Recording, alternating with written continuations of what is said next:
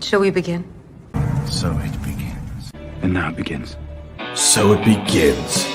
And so it begins. Shall we begin? So it begins. So, shall we begin? So, it begins. Shall I begin?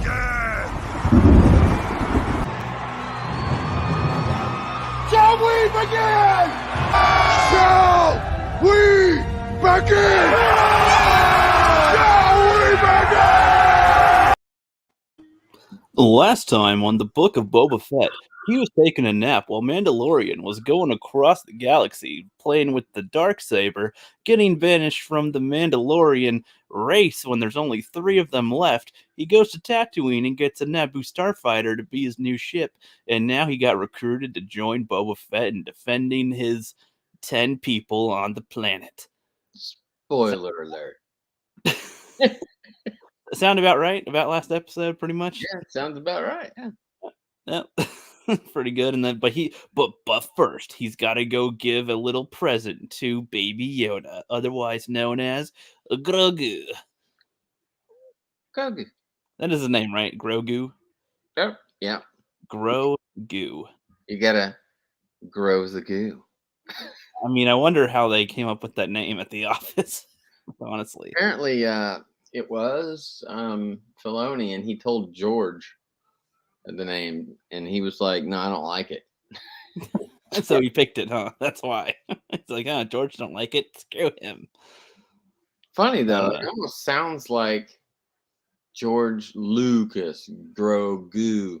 Like I can hear it sort of playing on that name, but not exactly. I'm surprised that he didn't go with like spelling Yoda backwards, like Yado or something.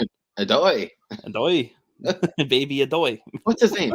Yoda. Adoy. Adoy. That would be funny. But yeah, so yeah, that's where we're at right now. Yeah, Mando goes to a planet. We don't really see what planet. I'm actually glad they didn't put in text like what planet it is. I get kind of tired when they do that all the time.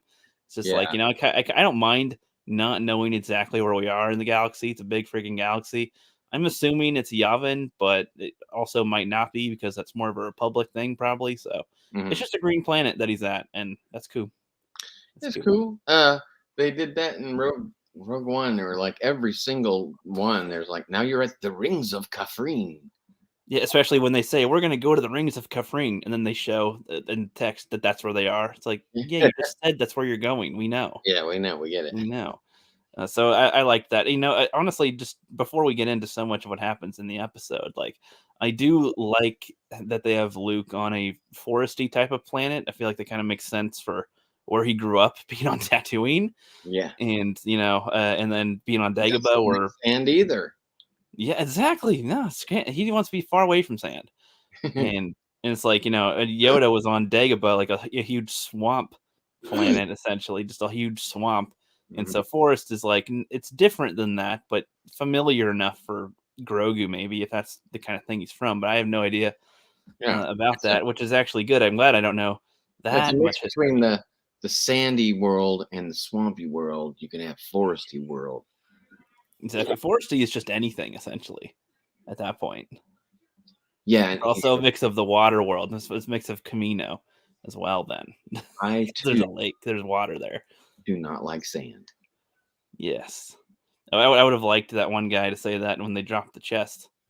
Oh, yeah. I don't like sand either. But so the first shot that we get is we are on Tatooine at first. Right. Yeah. And well, we're not there enough, so we need to show it. We just need so much more Tatooine.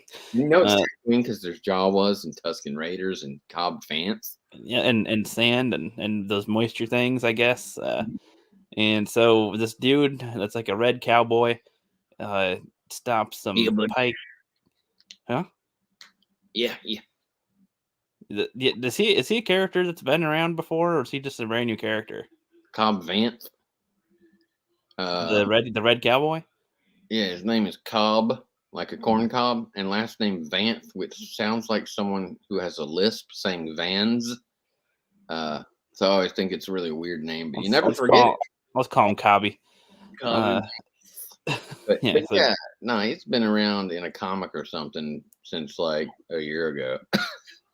in a comic. Yeah, was he in Mando at all? Yeah, he was in season 2. Was it season 2? Beginning of season 2, I guess. Yeah, where they had to fight the Crate Dragon. You haven't seen season 2, have you? No, Oh man. no. So to me, that's why to me, I'm like, this is just a new character. Okay, Yeah, no, he's been around, I guess. Yeah. okay, I gotcha.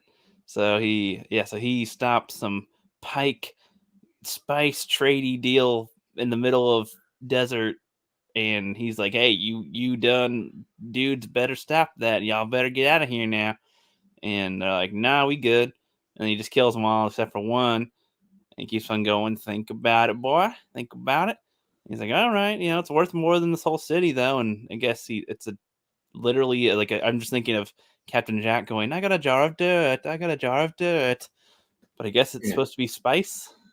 Yeah, it's spice. I don't understand what they have against cooking. I don't get it. I don't either, man.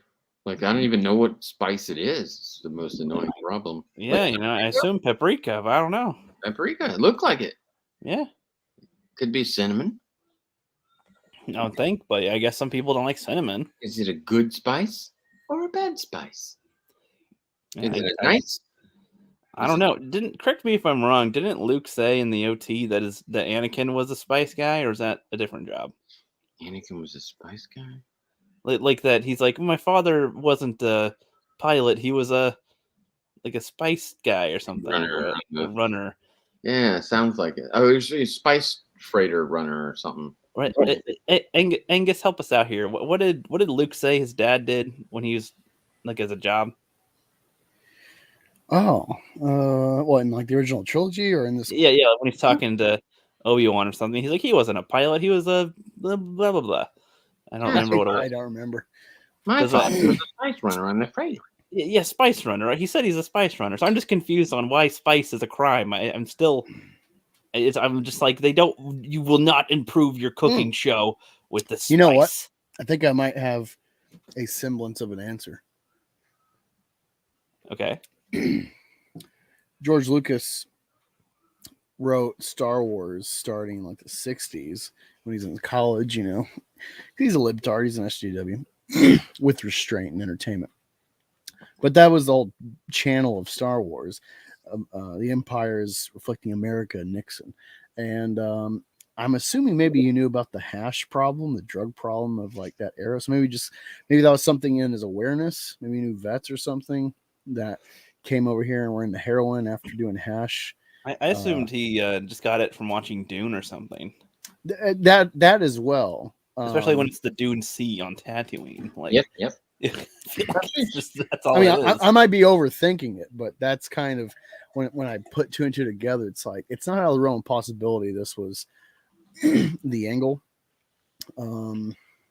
Just like maybe he lifted the Dune thing, but like had that world awareness, some kind of criminal enterprise that generally isn't that like seedy.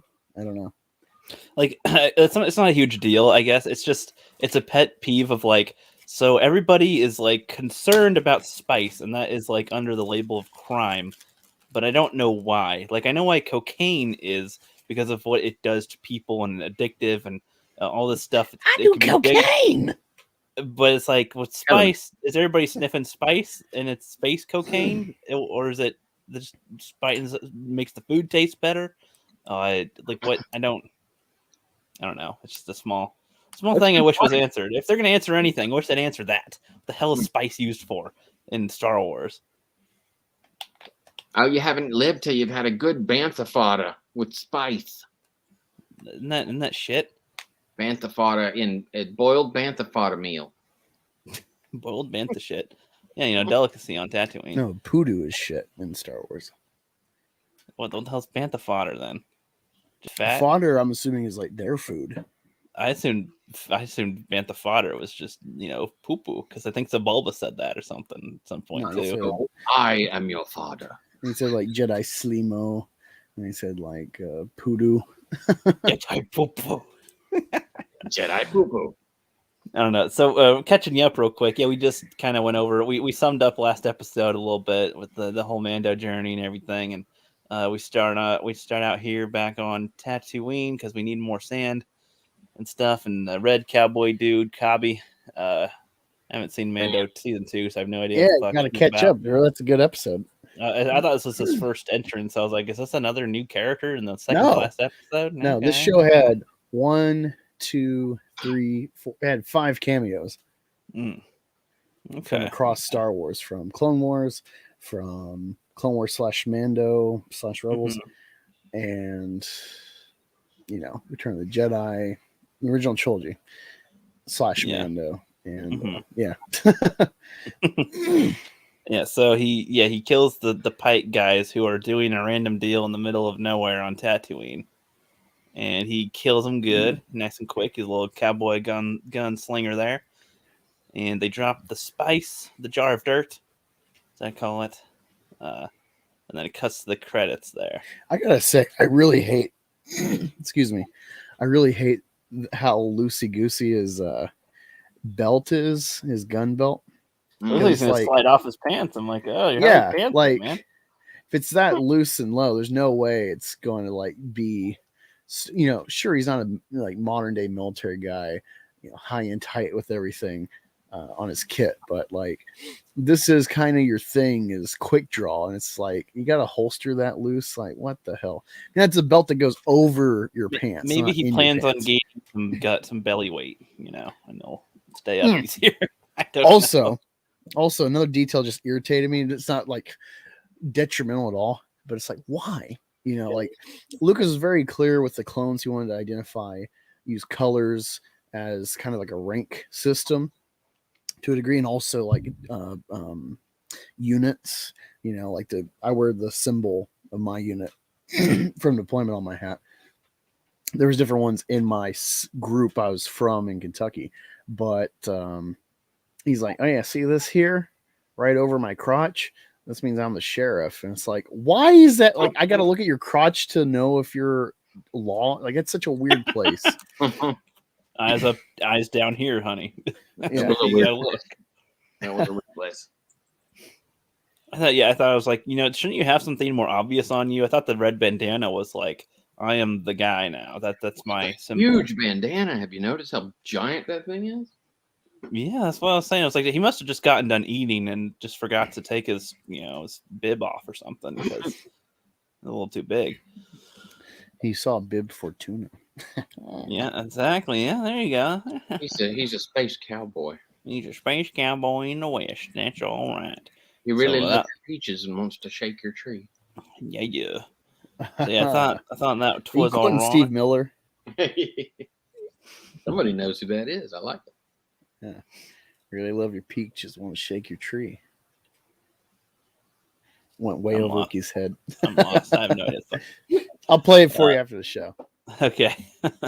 Yeah, so after it goes, oh yeah, Book of Boba Fett, even though that seems like an inaccurate title for these last couple of episodes here, but okay. Zod's in the house. What's up, man? We'll interact with you in a little bit, probably send you a link after a little while as well. And all right, so then we go to the Mando going back to wherever Luke is, which I would assume it's Yavin, but it's probably not because it looked more, I don't know, more green and peaceful. There wasn't a rebel base on it. Wherever it was, how did he know where to go? I'm not complaining, mind you. I'm just curious, like how did he find that out, you think? Well, you guys will have to explain that because I have no idea. I didn't see any Mando, so I have no idea. Or season 2, so I don't know what happened. Well, no, when they parted ways. Season 2 wouldn't have. He didn't. I mean, shoot, he just bounced. He like grabbed Yoda and he's like, "All right, yo, see ya," and that's it. There's no, "Here's my number. Call me if you need me." Yeah, I assume that they wouldn't want anybody to know the location of the new Jedi, Luke, or or Grogu. In Mando season 2, it's really weird when you think about it, and this adds to the whole creeper factor, especially when it's like a monastic order. It's like religious warriors, and they raise like children. They got to yank them from their families before they make attachments.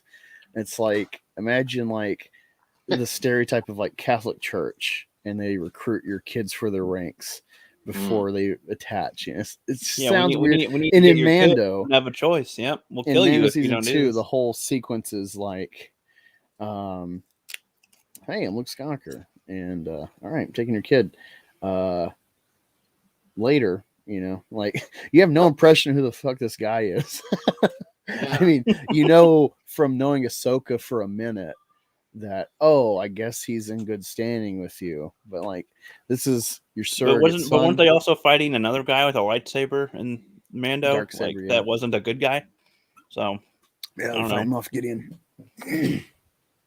Yeah. It was a dark saber, and he ended up with the dark saber. But he didn't go like, here's my hollow numbers, and he takes off. So I mean, it's just something on the top of my mind. Like I've Yeah, actually, it's probably a legit critique right there, unless he said he like. I don't even know. I'm not. I actually don't know. I really don't mind at all. Like maybe that's just something that happened off screen occasionally. No, That well, happened. I mean, I think you're right, but It'd be nice to know. But I don't yeah, need that's something that it's just like, hey, it's probably secretive. I imagine that Luke's not going, hey, this is my new place. I'm training Jedi. Y'all want to come by and try to kill us or something? yeah. They're all taking new recruits. You have to be under 10 years old though. Oh God, it sounds very liberal, doesn't it? We're coming to get your kid. Don't attach. All right. Pretty much. But yeah, so well, he goes there in his little new Naboo thingy, which I think is a good like fighter ship, but I'm sure he's got to find a better like ship. Otherwise, I don't know how he's going to do any bounty stuff or anything with that, especially if they want him alive. But he arrives on the planet there, and gets off. R2D2's there waiting, beep boop boop boop beep, all waiting, and he's apparently cool droids. I guess I don't know. Does he get over that in season 2? His droid, I hate droids. Oh, Hayden, I forgot all about that. Wasn't that part of his it's just- character? Or he's it like, hasn't I been- don't trust droids or something. Wasn't that It his hasn't thing? been a big factor in season 2. Like that was something, and you'll see you're literally 2 episodes away from finishing season 1, so you'll see like how it comes to fruition, some kind of working around the whole like I can't take off my helmet, this is the way crap. I say crap because like it was like a double, it was like a double D, and Ed and Eddie was like, what's under the hood, you know? One of those kind of stupid hooks where it's like they manufacture intrigue, Right, because right. it's like, oh yeah, just randomly, no, I can't do this. It's like, wait, what? And so that's kind of a hook the whole time, and then there's like a workaround in the end of season 1. I gotcha. Little loophole. And then season 2, they're like, I guess because Pedro cried enough to get his more face time, so they like kind of probably finagled the plot a bit. Okay. Yeah. They kind of dropped it. So like, the droid thing was part of, and I think it's like teased, when he like comes there and it's just like, all right, there's R2, he knows him, and then it's like, oh, fuck, it's just I'm surrounded by droids, like. Yeah, I would have liked a better reaction when he sees the spider droids to be like, oh, fuck, really? Like, oh, sorry. What I was fleshing out there is that, and like from what I remember, season 2, it wasn't really like pertinent to like to take note of like, oh look, there's droids. He's gonna have PTSD. It's not really a factor in season 2. I know it's gonna be more like he's just like more annoyed of their presence, I guess. But then again, I think it's kind of dumb to be like so against droids when in this society it seems to be how a lot of things function is thanks to droids. So kind of a weird phobia. It's like, I don't like water. It's like, I don't know, you kind of need it in this world, so I don't know. But anyway, he arrives there and R2's there all greeting him. He's like, I want to see the baby. He's like, all right.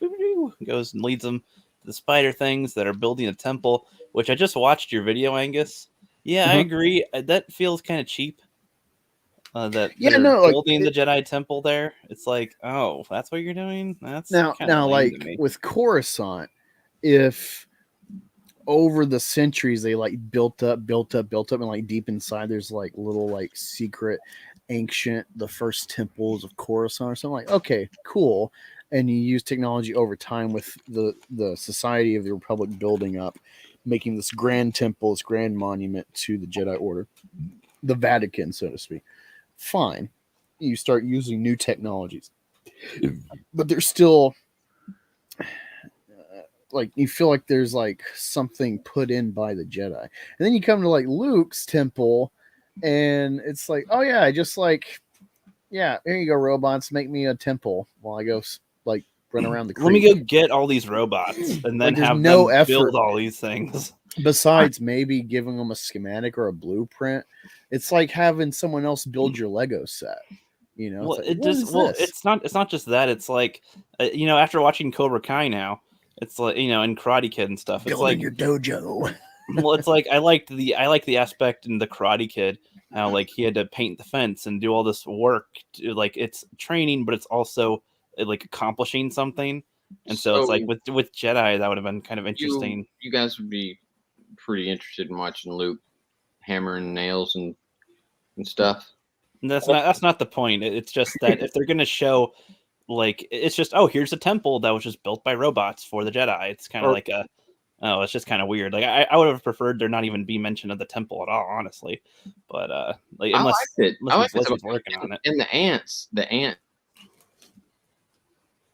an ant house, you know what I'm saying? Like an ant hill, which is kind of interesting looking that you could program something. I'm taking the opposing viewpoint, obviously. I think it's interesting that you could program something like that to do that. And naturally, droids, that would be a natural job of theirs, construction. That's what we're trying to do now. So he's got more interesting things to do, like training Grogu. You know? Well, yeah, but I mean, that's what I'm saying is that you can utilize physical work into training. Well, sure. I don't know about Jedi. Have they ever done that? I think it makes sense for Karate Kid, sure. I mean, I don't know why it wouldn't work for Jedi either if they work on physical strength at all. I mean, I guess. Like if they weren't just using the Force to do it or something. I'm not build so it by sure hand. It would be as fun and interesting to me. Like they could totally do that. It's just, I guess the point is like if even if he's gonna not do it himself, I just thought it was weird to have this fill the scene with like, oh, it's being built by all these droids I think on this Forest planet. It's just like weird. For me, it wasn't anything to be tripped out about. It was kind of interesting, passing, you know, no big deal. Okay.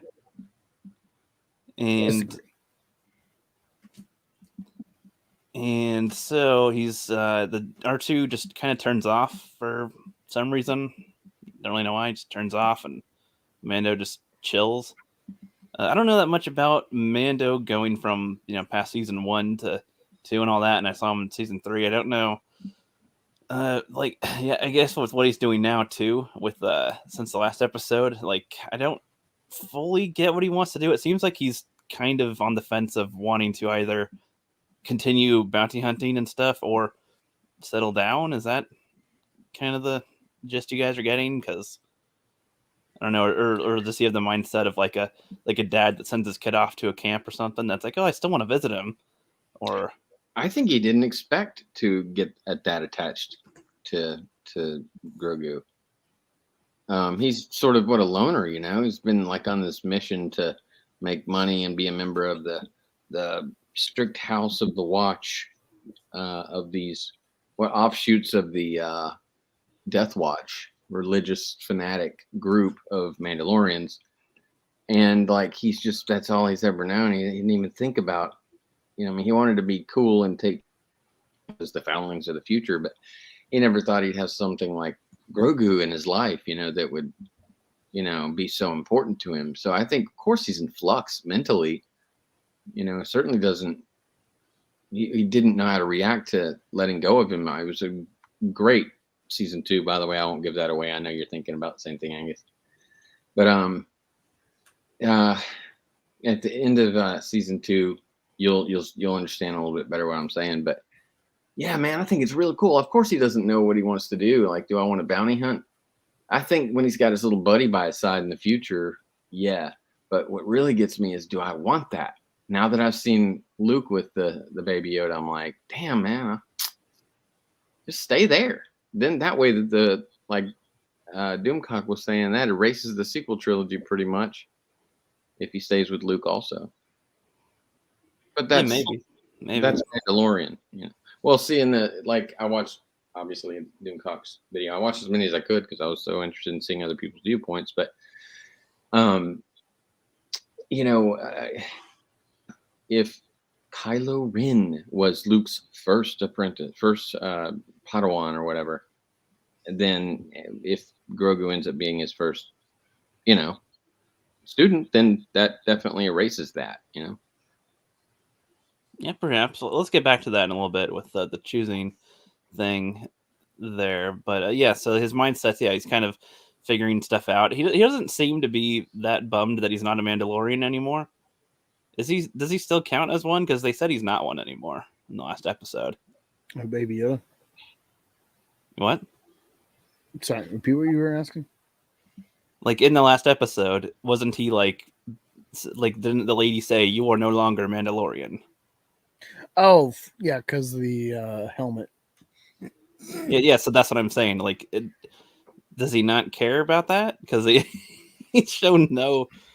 I don't know. I'm just curious. Like, he's got three. He's got three stories right now. He's got his adopted fatherhood / it's intertwined. It's like a fatherhood story mixed with like his own, foundling Mando culture, and then he's got reclaiming his right in the coven or whatever with the Death Watch remnants, the armor and Pazviz or whatever his name is, and then he's also got his dealings with Boba Fett currently. He's got a lot of stuff. Wow. Yeah. So he's juggling a lot. So it's like, all right, well, like kind of when you play an RPG and like you get thrust into stuff, and it's like, you got to go here, and it's like I got three main storylines I got to do. What is he going to try to do first, right? That's a good way to look at that. That's funny. The theme seemed to be choices, in fact. So like exactly what you're talking about. The whole theme of the show is choices, right? The theme. I don't know about the whole show, but I'd say this episode at least. Well, think about I'd say maybe it's an element, but I think it's also it's hard to put a pin in what this show is. It's not just because of like the Mando thing. That's fair. I said show. Yeah. Yeah, like this episode, I'd agree is about choices. That's for sure. And we don't know. We don't know what the fuck it's about. Yeah. So while he's waiting to see Grogu, he's like falling asleep basically, and Grogu's training with Luke, which since I haven't seen all of the season 2 stuff, so I don't know how much Grogu advances with anything, but it seems like even though he is like an infant and he's 50 years old, he's also not as baby-like entirely. Like he behaves like a baby, but he's still sort of mentally like he can comprehend things. Am I wrong? Like as if it's an older kid, kind of, or no? Like concepts, because Luke's talking a lot, and I assume, he's like saying, "Hey, come here," and he comes. I don't know. Just totally not really a focus, but I just love that like Luke, instead of like carrying him the whole time or getting him like a Yoda pod to hover in, he literally just force hops him. Like it is kind of funny. I kind of like great. It's kind of funny. Tiny. It's just like I'll just help him along. Okay. I feel like it's more. He's like I don't want to. I don't want to have to slow down my pace and wait for him. So I'm just gonna speed him along. Like I've never seen the Force used so like passively, like juvenile kind of. It's just like, yeah, hey, let's just I could pick him up, I could do all these things, I'm just gonna force. It's like using the Force to like push your kid on the swing. Exactly. I got you, kid, don't worry. Yep, I'm totally paying attention. Yeah, it's pretty funny. Yes, I was just saying, I'm asking you guys like about his baby Yoda, like like probably like a young kid intelligence, or is it like a baby kind of still, or like because he seems to have like 50 years of living so far and seems to understand a lot of concepts, even if he doesn't speak anything. He's just slow developing. In a weird way, like you could look at it like time moves quickly around him, but he develops normally in his own perspective. but then catches on glimpses of what people are trying to say to him and teach him. I mean, for a human, go by in a few weeks to him from his perspective.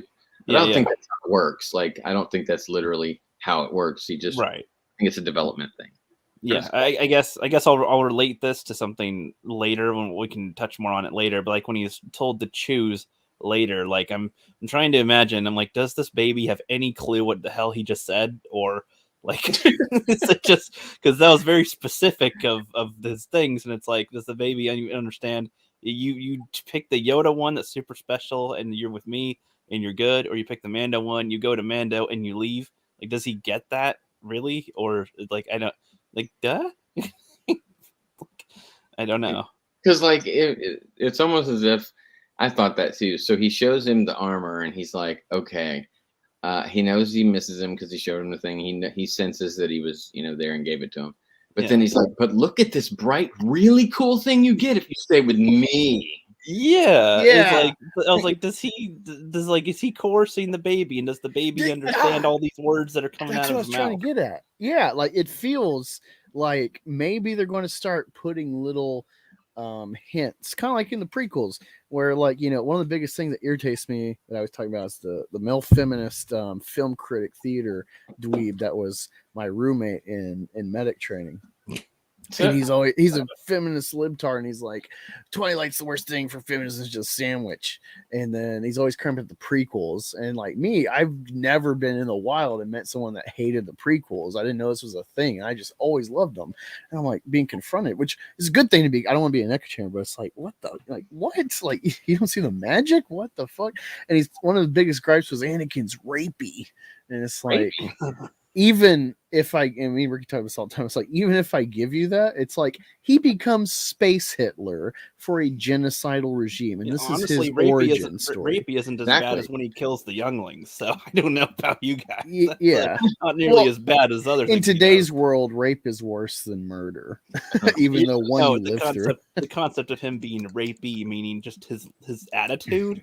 Like, that's not as bad. I can pretend to like being raped. I could get through it. I can't pretend to like being murdered. Exactly. But yeah, like,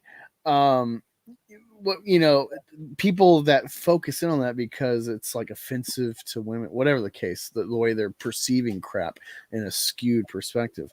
The whole trilogy, you're getting little Easter eggs of character, personality, insight as to like what he'll become and why and how he views the world, and like his unknowingly somewhat lust for power since it's always been robbed from him.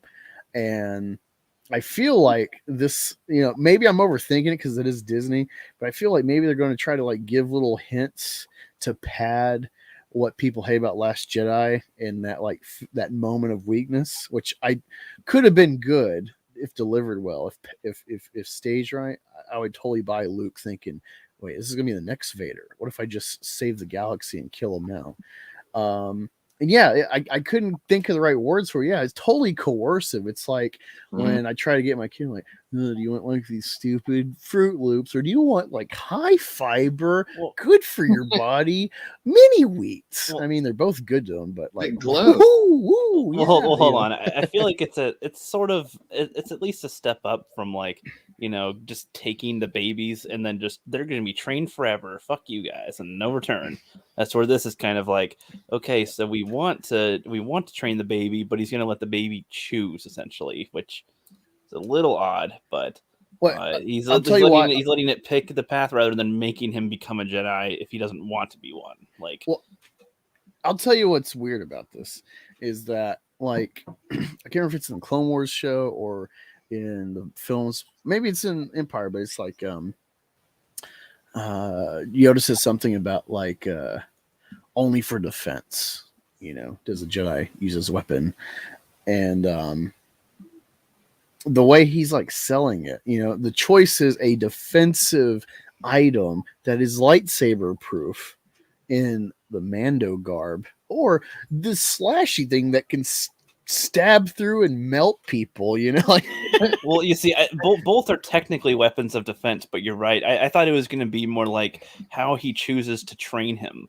like more defensively or more offensively is kind of what I was assuming that was going to be. Like, no, you want to be, but yeah, he's like, hey, you can have this lame thing that Mando made, or this cool lightsaber that belonged to my master that looks just like you. Look how glowy it is, and wow, you can fit it fits in your hand. And it's like, yeah, it's a little. I see what you did there, Luke. What the hell? Why can't he have both? Because I feel like Mando should also be in the academy. Can be trained to be like the original Tar Vizsla. That'd be dope. Maybe, but I don't know if he'd want. I don't know if he'd want to be, but that would be interesting. I do think that would be interesting, Flip, like because he just got kicked out of his other cult, I guess, or religion. I don't know what you want to call it, and then wants to join this new one. It's only a cult because it's not cool enough for everyone. I guess. I don't know. Otherwise, it's just religion. Well, yeah, they kicked one out, and now there's only 2 left. I don't get it. That's pretty dumb, with their ranks. But yeah, like I feel like it would at least be like you get one now and another one later. I feel like he's gonna grow out of that armor really quick though, so I might as well give him the armor now and the lightsaber later. I guess Sizebender's not rookie unless it just fits one size fits all. I don't know. It's new stretchy Beskar. Yes, two runs in the wash and dry on high. I was surprised it was chainmail at all. I'm like, I thought it was going to be like, dude, like a bracelet or something because it's so tiny. I'm like, oh, that's the whole thing. The whole thing. Tiny chainmail. I'm like, oh my god, it's literally Lord of the Rings. It's Frodo's mithril. And they didn't even show. What was that? Wait, they didn't show what? Didn't show her like putting the thing together, like link by link by link. Instead, that would be strenuous. Holy shit! What kind of a conversation did they have while she was like, yarning this thing? She didn't ask if he took his helmet off then, and then kick him out and not do it at all. Right? Conveniently, let's complete the task, and then, oh hey, did you betray our orders? Prime directive. Okay, now you're out, buddy. But yeah, enjoy your expensive gift that's only for Mandalorians, which you're not now. But goodbye. Like, and also take the Darksaber and that and everything and everything cool about Mandalorians with you. All that Beskar you're wearing. Yeah. Jesus. That's actually worse than I think about little wonky. This is the thing. It's like it's so good. It hits all the right. It's good at hitting the endorphins of feeling of like, oh, nice. But then we think about it again. Wait a minute. This is kind of weird. Tighten that up a little bit. Yeah. So all right. That's I don't have too much to say on the Luke and Baby Yoda stuff. I mean, he's saying some things that are fine. He looks okay for. He looks great. Like considering what he looked like before, this is fine. This is very passable. It's passable enough. Some of his dialogue I wish was a little bit more. I don't know. It seemed fine, especially since I know they're trying to like copy the voice, and he's trying to be wise Luke, which and young. So I do like that. I thought it would have been more interesting to have dialogue between him and Ahsoka, though. I guess you said it in your video, and this is what I was thinking too. I'm like, I don't like Ahsoka being around now. I wish she died when she fought Vader, at least, or something. Would have been nice. But if she's gonna stick around, she would be. They better use her to like link, prequels and the new ones here. And I mean, I think that'd be interesting with Luke and her because she knew his father. She was around in the, with the Jedi, but she also left the Jedi. So he can get, some type of experience from her perspective. Not like she was a former Jedi and took her own path. Like, it's like, well, that's interesting to know why you did, but you also didn't become bad. So that's interesting information. It's like having a gray Jedi without allowing the idea of a gray Jedi. Yeah, sort of. Yeah, you can go, hey, I respect the gray Jedi, but I'm not going to be one, but I can at least understand them or something. Mm-hmm. Would be cool. Would be something. Yeah, it's totally not important, but it irritates me that they have like shortened her horns and Lecu because it's like, oh, the stunt work. Like, do you not remember Shock T in episode 2 and 3? Yeah, those things are huge. Those things are huge. But then again, she just sat there and died. So whatever. Like, I don't care. They can make it work. Like, you literally made Hela with her like magic helmet thing. They had the Kaminoans. Yeah, the CGI probably. So I mean, at worst, they could have. I don't know. They literally did. Clone Wars cameo at the end of the show that clearly is CGI to some degree. Well, they it's have just lazy. Luke's face is all CGI, and they can't like put on a. Yeah, I know what you mean. It seems like That's a what simple irritates. fix. Like Simple fix for you detail. have Baby Yoda, and he's doing grown-up Yoda jumps. You know, like don't give me this bullshit. Yeah, You own $100-something billion company. I don't know. Maybe they're trying to make her look more bangable. I don't know. Okay, Well, it's hard to tell. Well, these I mean, the days. bigger her lecu, the more like fertile and mature she is. So The more she likes you. I love them big horns and big lecu. I think it's But, cool that she's there, and I think that they will address the conversation. Yeah, that would be nice. If she's What did you think of the kind of prequel meeting, like sequel, sort of sequel, but really original trilogy, like the kind of like fusing of Luke and Ahsoka having a contact, and it's like, oh, it's like linking the trilogies. This is cool. That's to you, Flip. What's that? Oh, I was saying, like, I think it's this question. I was saying, what did you think? Did you spot that kind of like bigger picture? Like, previous episode they had like the Naboo starfighter, and now you got like a lot of like Baby Yoda doing prequel Yoda-esque jumps and stuff. Yeah, and like the amount of prequel love they're finally showing. Oh, like yeah, in the flashback to Baby Yoda's perspective of Order 66. There's a lot of prequel love, and I feel like this show is helping bridge the gap of the two trilogies and the current state of affairs. Yes, I love the prequels. I'm glad that they did all this. It's about time, honestly. And what I can't wait for is to see. So check it out. They de-aged Luke, but are they going to do that for Ahsoka in Obi-Wan Kenobi? That'd be wild. Well, I want Ahsoka to die at some point because she's avoided death so long. Well, I mean, she is dead in episode 9. I guess, but I mean, she was supposed to have died quite a few times already. I'm kind of like the one guy who got shot in this episode. He's probably not dead. Like they don't seem to have the balls to kill people anymore, like that are characters that people love. I'd have a little more respect if they actually killed somebody. They off. learned from Lucas. He didn't kill Han because I got to make more Han toys, fucker. I mean, yeah, but he also didn't. Yeah, but I feel like Han's made less appearances than Ahsoka, so I don't know. A little different. Well, you don't have to like her. No, I know, but I'm just saying. Like I feel like her death at some point would have been impactful, but now I don't care. Like why she's around necessarily, though. You're saying that, but in 2 or 3 years, we're going to see you with multi-100K channel with your microphone. You're gonna have Ahsoka taped on the mic. It's gonna be your favorite character of Star Wars ever. And you're gonna be crushed when they unceremoniously have like Mando Darksaber her fucking head off or something. Well, I mean, I'll say this: I want her death to have some meaning, and that's kind of what I meant by I wanted her to die by now, like because she would have had some type of meaning or something, but it just seems like it's. Nope, she's just there, and it kind of gives me that thing where if a character looks like they're dead, they'll just never think they're dead, I guess, because they'll just bring them back all the time, which they keep on doing. It is a little annoying in the show, and in this whole series, I guess, to be honest. Of all the people you thought they were going to bring back for this show, the Book of Boba Fett, I was thinking Han or Mace Windu for sure. I mean, he even, had one of those back to dreams about. Or he had the worm thing go in his nose. We're not even talking about that. They're kind of wonky. He's dreaming about Mace Windu.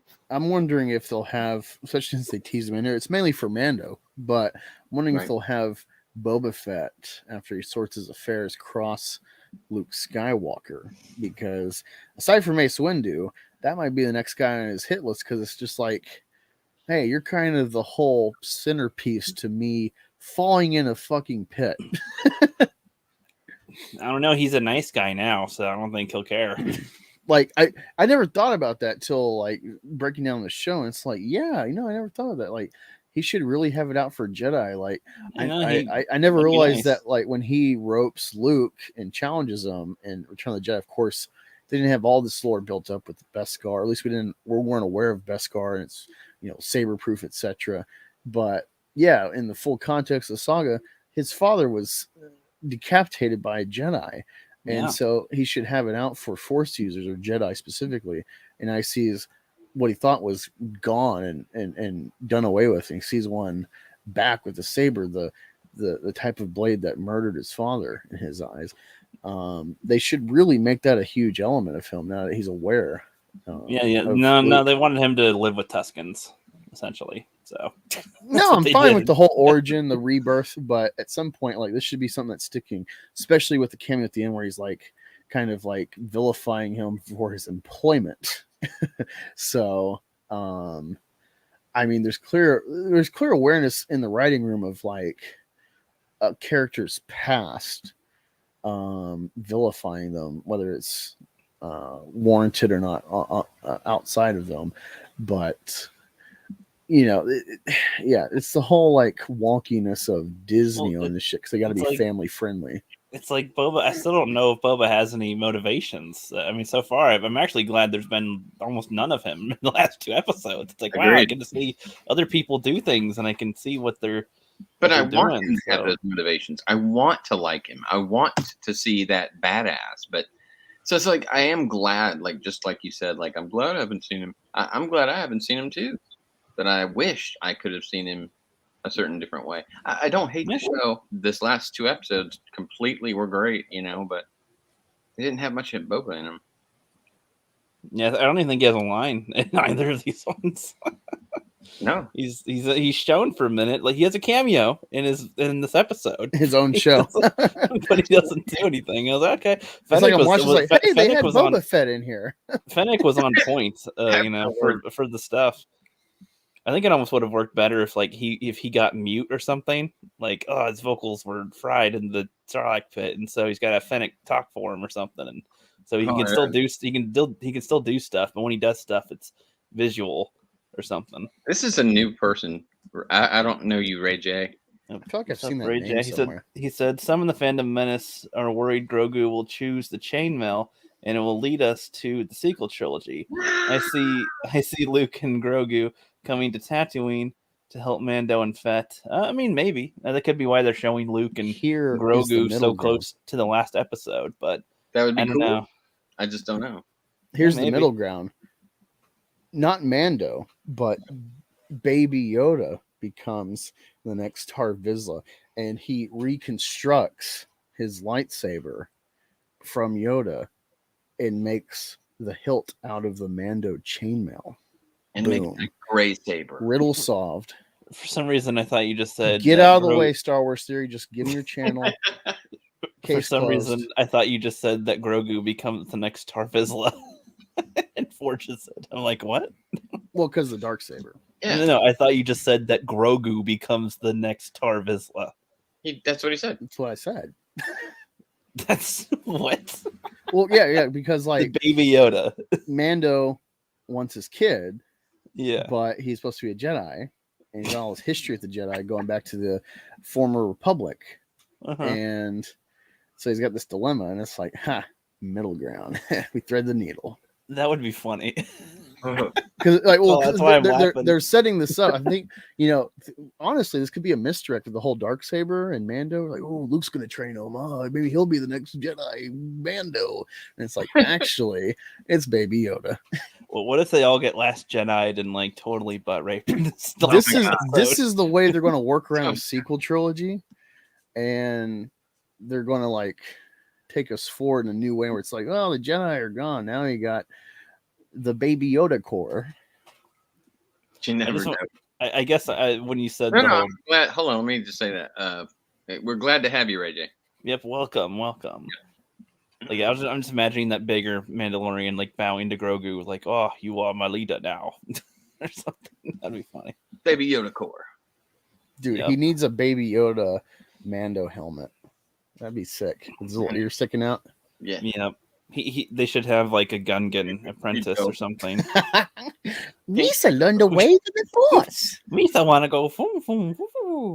Got his own gang symbol. Got his own gang symbol. It's like pinkies up.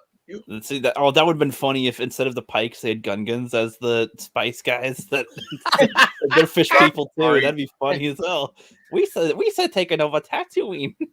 We said got spice, mom. Lord Jar Jar used to be here for a bit. Ooh, he said this place pretty cool. Pretty cool. I kind of like that. That'd be kind of funny. that'd be a little more invested in this. That's for Gungans. That'd be funny. Well, But- is the last episode gonna be like an all-out incredible thing? Like I have no idea what. I feel like this isn't the end of the season yet. I don't know. It seems like this seems like the 6th episode in a 10-episode series or something, and we just got to the midway point. They introduced like a lot of new characters all the time, or when I say new, I mean I guess like new in this show. And so it's like I don't know. This last episode, I have no idea what Boba's thinking. I have no idea what the Pikes are thinking because we've barely seen them. I don't even know what the conflict really is. Just they have spice there. Yeah, they have I still don't really get that. I feel like they're still setting up the board, is what it all feels like, and like they're not even close to finishing setting up the board.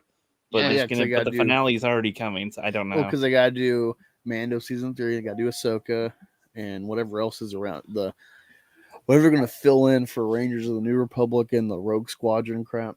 Oh my god! Don't tell me they're gonna have a biker gang spinoff. Fuck that shit. God, the Vespa crew. Oh Jesus! Oh yeah, you got the mods. Yeah. Oh. Watch it When happen. they were standing in the room, I was like, "Who are those guys?" Then they say the bikers are the scan. I'm like, "Oh yeah, those guys. That's who they are." I forgot about them for a minute. It was nice to forget about them. On the freaking planet Tatooine, they have somebody who mods your body. I can't wait. It's can't not wait called till- Tatooine. It's Yeah. called Tatooine. Yes. I can't wait till like Rocket Raccoon and Groot pop in, and that's like finishes the whole first level of Boba building his forces. It's literally just going to be the Star Wars Avengers essentially. Star Wars Guardians of the Galaxy. Oh my god, it feels like that. It does. Just bring in characters that are better than Boba Fett that they've made him into now, and then we're good, I guess. Disney, They need to add an Ewok buddy to No, finish off the roster. No, I do that. the worst thing is Star Wars. An Disney's Ewok, like, an Ewok, a Gungan, what the Dredarian, Wait, you have Dredarian soldiers. What's That'd be that? funny. I'm a Dredarian. My tricks don't work on me.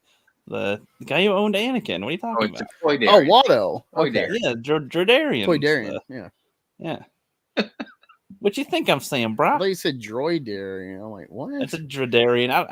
Whatever. Toy Darians. Oh, with the T. No. Okay. They sell toys. Yep. I wonder if the Hutts are gonna make a return in this and just sit on people or something. I don't know. You could probably launch them from a catapult and they could do some damage. You better watch out. We're gonna Oh, take. you know planet what we didn't say at all, besides like the cliffhanger at the end cameo, the Twi'lek bathhouse or whatever, the massage parlor, so to speak. They got bombed by the Pikes. That seemed so uneventful. I'm like, I guess that happened. Whatever.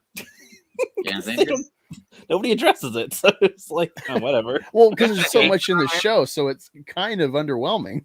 that is a hate crime. And honestly, like, I didn't care about it. Like, I was just like, oh, I guess they're gone.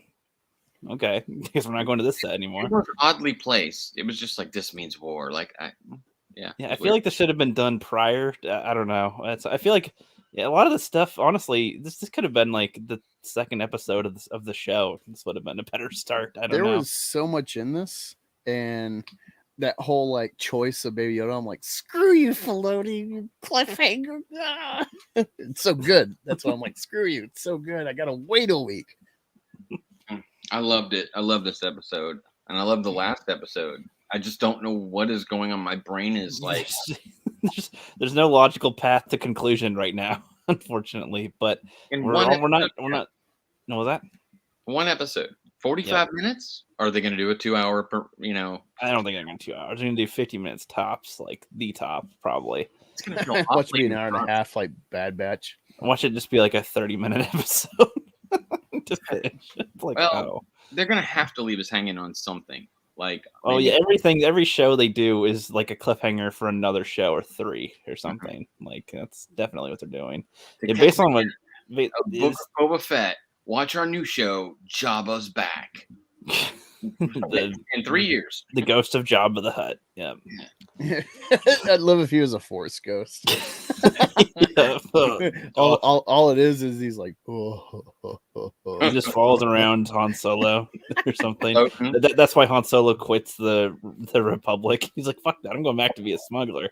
You know, he's like, you will smuggle for me, Han, or some shit. It's like, okay. That'd be funny. But we're not done quite yet with the episode. I know that Flip probably has to go in a little bit to I'm good. 20 with minutes. all that. You still got a little bit? Okay, sweet. I agree, so- Ray J. She is a cutie. I thought she was the chick from Westworld. Maybe. But there's still other parts of the episode because there's so much that happened in the episode here. So we go back to Tattoo Wiggity Ween, and they're all the whole gang is set up. I guess they had a few people. I didn't know if there was actually more people in there than before. I'm like, where did these people come from? They didn't have people before. I guess they got gathered up off screen. I guess okay. And Mando's there, and Fennec's going like, we need to get ready, bros. We're pretty good. We got muscle now, but now we need fodder. We need some people to get killed for us, essentially. That's how I kind of read that. Was like, we got muscle, but we need some pawns. It's Meat kind of cushions. Yeah, we need meat cushions. Yes, that's what we called and- the Afghans when I was deployed. yeah. So I was gonna say, and Angus goes and says, I can recruit people, but now Mando says he can go and recruit some people. And so they send him to the next town over. Where is this other place? Mos Pelgo. Mos Pelgo. Freetown.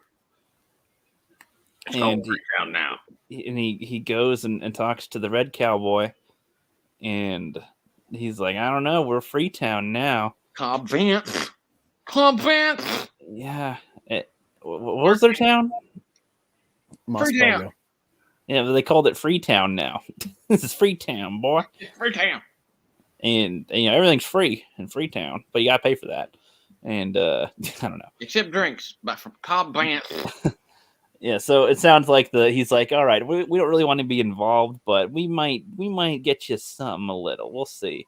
And it's like, all right, cool. Mando ditches, and then we get some cowboy in the distance walking toward him, and town's all empty. It's got that nice Western feel, I guess. First time it felt this was a good time to have it be like space Western in space, like for real. Okay, this was all right. Good setup for All it. it was missing was a wow. Yeah, exactly. Yeah. I'm surprised they didn't have some animals make that noise together or something. Like They needed a tumbleweed.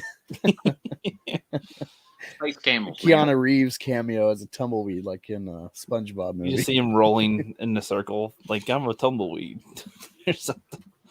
But yeah, so he's like, we all know it's Cad Bane essentially. If anybody's watched Clone Wars, so we're like, okay, that's cool. It's cool. He's around. He's still alive. Hasn't aged a day. Still looking like his old self, and He had great teeth. They were cool. yeah, they're all right. It was It's bad. all right. I The remember design looked okay. Yeah, it was weird because I kept seeing on Twitter, so I'm like, is Cad Bane going to show up? And it's like, where is this coming from? And then it does. I'm like, oh shit, maybe I should pay attention to those people. Yeah, I guess so.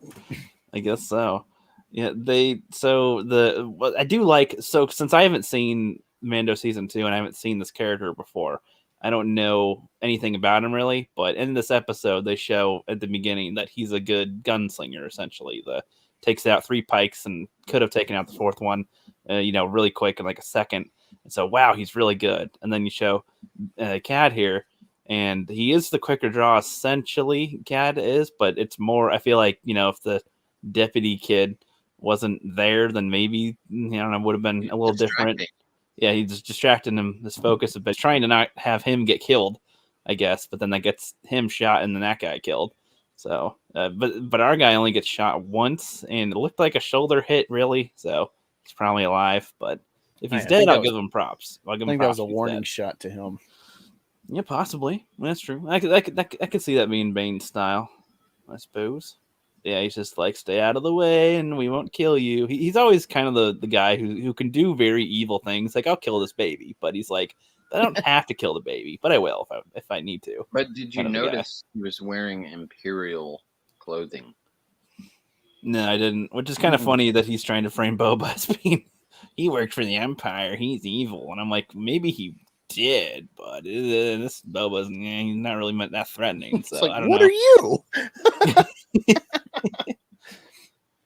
Exactly. It's like when someone's like, I may be a pedophile, at least I'm not racist.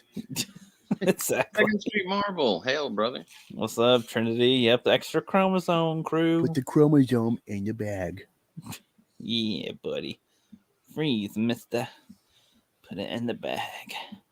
But yeah, so he does a little shot and then walks away. And then I think that's the end of the Tatooine stuff. That's we covered about everything now, right? Oh, yeah. Roundabout. Trying to remember the episode. There was a lot in this episode. So this one felt the most packed with things that didn't... See, the last episode was okay in a way, but it still did a lot of pointless things for a while. Like, it kind of lingered for a little bit on things that didn't really need to. And, like, building the ship for as long as they built the ship in that episode is kind of long. But here, it's like, no, things were going by pretty decent pace. Here, like, with Luke, with Grogu, it's not, like, rush. It's, you know, kind of chill. Kind of a chill pace and stuff, and with Mando, it's all right. And going here is pretty slow too. It wasn't too fast, wasn't too slow. It's pretty good pace. Pretty good pace. I felt the editing was a little weird.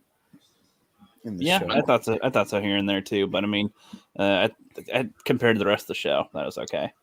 So On a third watch, I felt the same. There were a couple moments, especially there where Mando.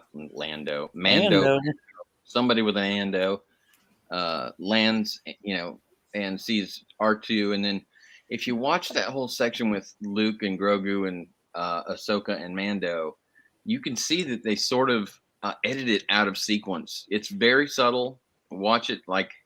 Just watch it like you're taking notes instead of like freaking out about how cool it is. And you'll see what I'm saying. Mm-hmm. Agreed. Second Street says, I can't wait to see Mando checking. Let me see here. Checking coconuts together. Clacking coconuts together behind Grogu as he hunts down the guys in his chainmail. Yes, Monty Python reference. It's a flesh wound. A good one. Yep. Yeah, who knows? Who knows? Yeah, that's pretty much the episode now. I'll send Zod the link if he wants to join us. But yeah, I was very surprised when I saw Dave Filoni direction. I'm like, shit, he's really improved. Because his first episode he did, Gunslinger, was crap in the Mando. What was that one? Can you set it up for me? That's the one where he goes to Tatooine and that's where he kills or where he shoots or whatever Fennec Shan, and we find out, you know, Boba Fett picks her up. No, yeah, where the guy or the rookie bounty hunter is like, I can fight, and then he just kind of a bitch. Well, you're right. He was because he's always been more of a director of the animated stuff. So yeah, he's improved quite a bit. And I guess that was him getting his feet wet. Yeah, I am as good as these two episodes have been to bring everyone together when it was very fractured. To say the least, for the first 4 episodes. Robert Rodriguez, the showrunner of this, is doing the last episode. So I'm like, we're going to go downhill. Oh boy. Oh, fuck, the Alita guy. A lot more Boba Fett lines, that's for sure. Oh, God. Yeah, I mean, this was okay. I'm glad that a lot of people are liking this. A lot more things that are in this that people like now. That's good. That's cool. You know, and my interest is still pretty mute, but I would say I was ecstatic that again we weren't on Tatooine the whole time. Like we're on the forest. I'm like, yeah, that's when I'm giddy. I'm like, we're not on Tatooine. They get a point for not being on Tatooine from now on. Honestly, like anywhere that's not sand, they get a point because that's annoying. I also thought it was interesting that Luke brought up attachment when he was attached to Han and Leia, and plus he was too old to begin the training and this and that. But now Grogu isn't allowed to. Yeah, I'm not sure. I'm not sure how they're trying to do this because they probably this is something Angus has probably thought about too. I imagine like where they're trying to. Okay, we don't know where the hell our fan base is anymore, but they don't like a lot of things that we did. So let's have it be just like the Jedi, but with Luke. And they might think that that's what people want. And it's like, no, we kind of want him to make his own thing. But, you know. Or are they going with the route that Luke failed? Possibly. If you think about it, now that I'm thinking about it, like in what was that terrible movie, The Last Sith, The Last Jedi, where he's telling where he's monologuing to Rey about the Jedi, you know, of his father's era, and how they were too strict and they screwed it up and whatever. But then technically, isn't he doing that same thing here with Grogu? Probably. I guess we're not supposed to think about it. It's what they want. I don't know. True. I don't know. I think it's setting up the chinks in the chain, so to speak, for Luke and his eventual demise as a master. What's up, Zod? Hey, are we talking good Star Wars tonight? We're talking good Star Wars. If you interpret it as that, sure. We're talking about a good Star Wars product. I think this should be more historical than Black History Month. There, I said it.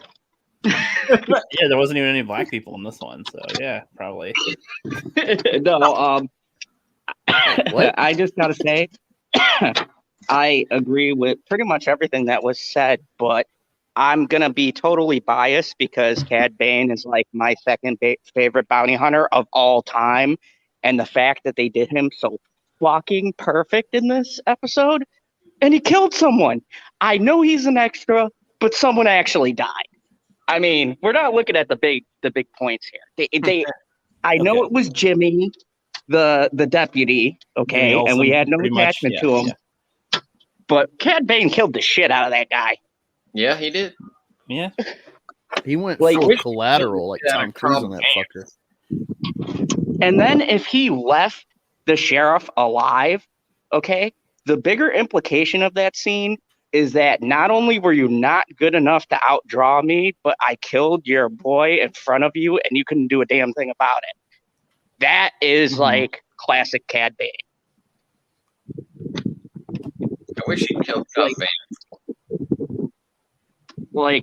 And I know this has to do with all of the people out there, such as myself, who felt like we never got that Cad Bane Boba Fett showdown. But I would like the old Boba Fett versus Cad Bane, not this new. I love fucking trees and people. I feel like this new one would, but I wouldn't kill anyone. This new one would hurt his back pretty easily. He'd be like, my spine. He'd pull a Miguel from Cobra Kai. He'd be like, I can't move my back. Sorry, go back to my back. Thanks. Sorry. I felt like that. Right now, this episode, I have both the good and bad feeling. And I did rate it a 9 because compared to everything else that's come in the show, this is definitely a 9. But I felt like the issue with this episode and these last couple of episodes that everyone's raving about, and I think the problem no one sees, is that you have one fucking episode left. So I'm like the rest of you guys looking like we were mentioning that this feels like episode 6 out of a 10 episode series. Like this does not feel like next episode's the finale. It's like no, we're just setting up the chessboard still. What are you talking about? We're not done yet. Like this isn't there. Like it feels like they're going for a season 2 without getting a green light for a season 2. So if this doesn't get picked up for another season, then they fold everything into the Mandalorian. They'll make a new show, and they'll just make a new show with whatever the title is, and they'll have stuff with these characters in that one probably. Oh yeah, with I totally watch a Cad Bane solo series. I'm there. If they announce that, I will watch that all the way through. Like just him getting contracts and killing people. You know, like Boba Fett was supposed to be. I mean, yeah, maybe. I'd watch a show with Cobb Vanth. I know, dude. He's got the appeal like Sheriff Woody. Just like strolls in, like, "Hey, I'm the sheriff in town." Buy me a drink, Susie. All right. Like just that shot, like that is a gorgeous shot of him walking through, and like, you know, that I was thinking the same thing. Like you had a very Wild West feel, but like the camera work too for the draw between them, that was spectacular. A lot of good tension there. Like with the nervous guy, and you see him shaking, and then you see, you know, the confident sheriff, and you see him just eyeing the both of them, and I was like, "This is pretty good." You know what they should have did though, to just hype it up a little more, make it escalate the tension. They should have had like that din, din, din, like in Oh yeah, Return of the Jedi at the Sarlacc pit. Sarlacc pit, yeah. No, oh, okay. I was Yeah, like, you know the joke from freaking Family Guy. yeah, where from they Family Guy. Yeah, I elongate thought it? you were talking for a second. I thought you were talking about like a chorus. It's like da, da, like something like that. We're like, no, the literal just. The Oh one, yeah, no, the they one, totally should the have had the the one Vespa baritone chase flute. music. That would have been great. Yeah, I miss John Williams. The show is missing John Williams. So when it does pop up, it's like, oh, thank you. That's good. Yeah. Yeah, I mean, Yeah, I thought some of that stuff was pretty good. So it's like, what's funny is, I know that Flip and Angus will disagree with me on this, but I feel like I didn't need the first 5 episodes of the show to set anything up. It's Fake like news. these ones would have, I don't know, filled it enough. I honestly, I think it makes it better not knowing the context of Boba Fett or anything right now. Honestly, it's just, oh yeah, he went from whatever the end of season 2 of Mandalorian to this point right now, and he's at a war. And Mando's going to help, and that's where we are. I'd be like, Went okay, from ruthless contract killer to really hating Spice a lot. yeah. See, it's odd. Can you help us with this? Because I'm like, I'm probably the most lost on this. I'm like, why the hell is Spice like considered bad? And also, didn't like Luke say that? Oh, my dad was like a spice runner or something. You know, and he's like, no, not really. And it's like, it's spice. Like, they don't want people to cook food or something to taste good. Like, I don't get it. No, from how I gather it, and from talking to those wackos over at the EU side of everything, spice is. I'm sorry. I've had too. Like hour-long arguments with these people, but anyways,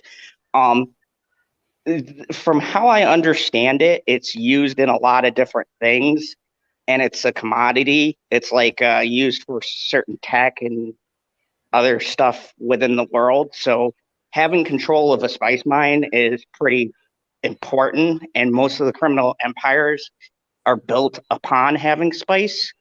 So it does fit into, like, especially when you get into Clone Wars season 7. They did a whole arc with Ahsoka where they were running spice, so it makes sense in the world. I guess I don't see them ever apply spice. So I'm just kind of like when they have it be, this is the thing that they are doing and this is why they're criminals or something. I don't get it. Like, as to where I understand why cocaine is, you know, its effects on people and why, you know, I get that. Like spice, I'm just like, the movies haven't like shown anything with it, so I don't know. If they said they're moving tech, I'd believe that more. It's like bombs or something. Like, I don't know. It's just weird. It's like this is the criminal thing, and as I'm thinking, they just don't want people to have, like, you know, take good tasting chicken. Well, I get why Boba Fett doesn't like the you know, because they come flying through on their train and shooting up his buddies with the, you know, weird faces and Oh yeah, right. No, yeah, I didn't even think about that. But why does everybody else hate it so much? That's what I'm saying. I don't know. Like, basically, it's a really shoddy plot device, and this is from like OG days that they've used to explain any criminal empire having a foothold anywhere. I feel like it was never explained as to what it was for. It was just a thing mentioned in an offshoot line, and then they started putting it in more without explaining what it is either or how it's used, and they're just like, it's just what it is. And it's like, yeah, that's. I guess just this. It's not. I'm not complaining about the show really. It's just in general with Star Wars. If they're gonna keep on having spice, just have us know what it is, or have something else entirely, so that it's like, oh, obviously you want to stop those guys from transporting bombs or from transporting kyber crystals or something that can be used for other weapons or shields or whatever, for their criminal crap. Like I could get that being a concern, All right, here's what I found about spice on Wikipedia. Spice was the name for a type of illicit substance or substances in demand throughout the galaxy. Spice was mined at the spice mines of Kessel, where slaves such as captured Wookiees were worked to death, turning mined medicinal spice mineral into a recreational drug. Spice mines could be found in several other planetary systems throughout the galaxy, including those of Ryloth and Naboo. One variation of the narcotic known as Ryle was mined on the planet Ryloth and had both scientific and recreational applications.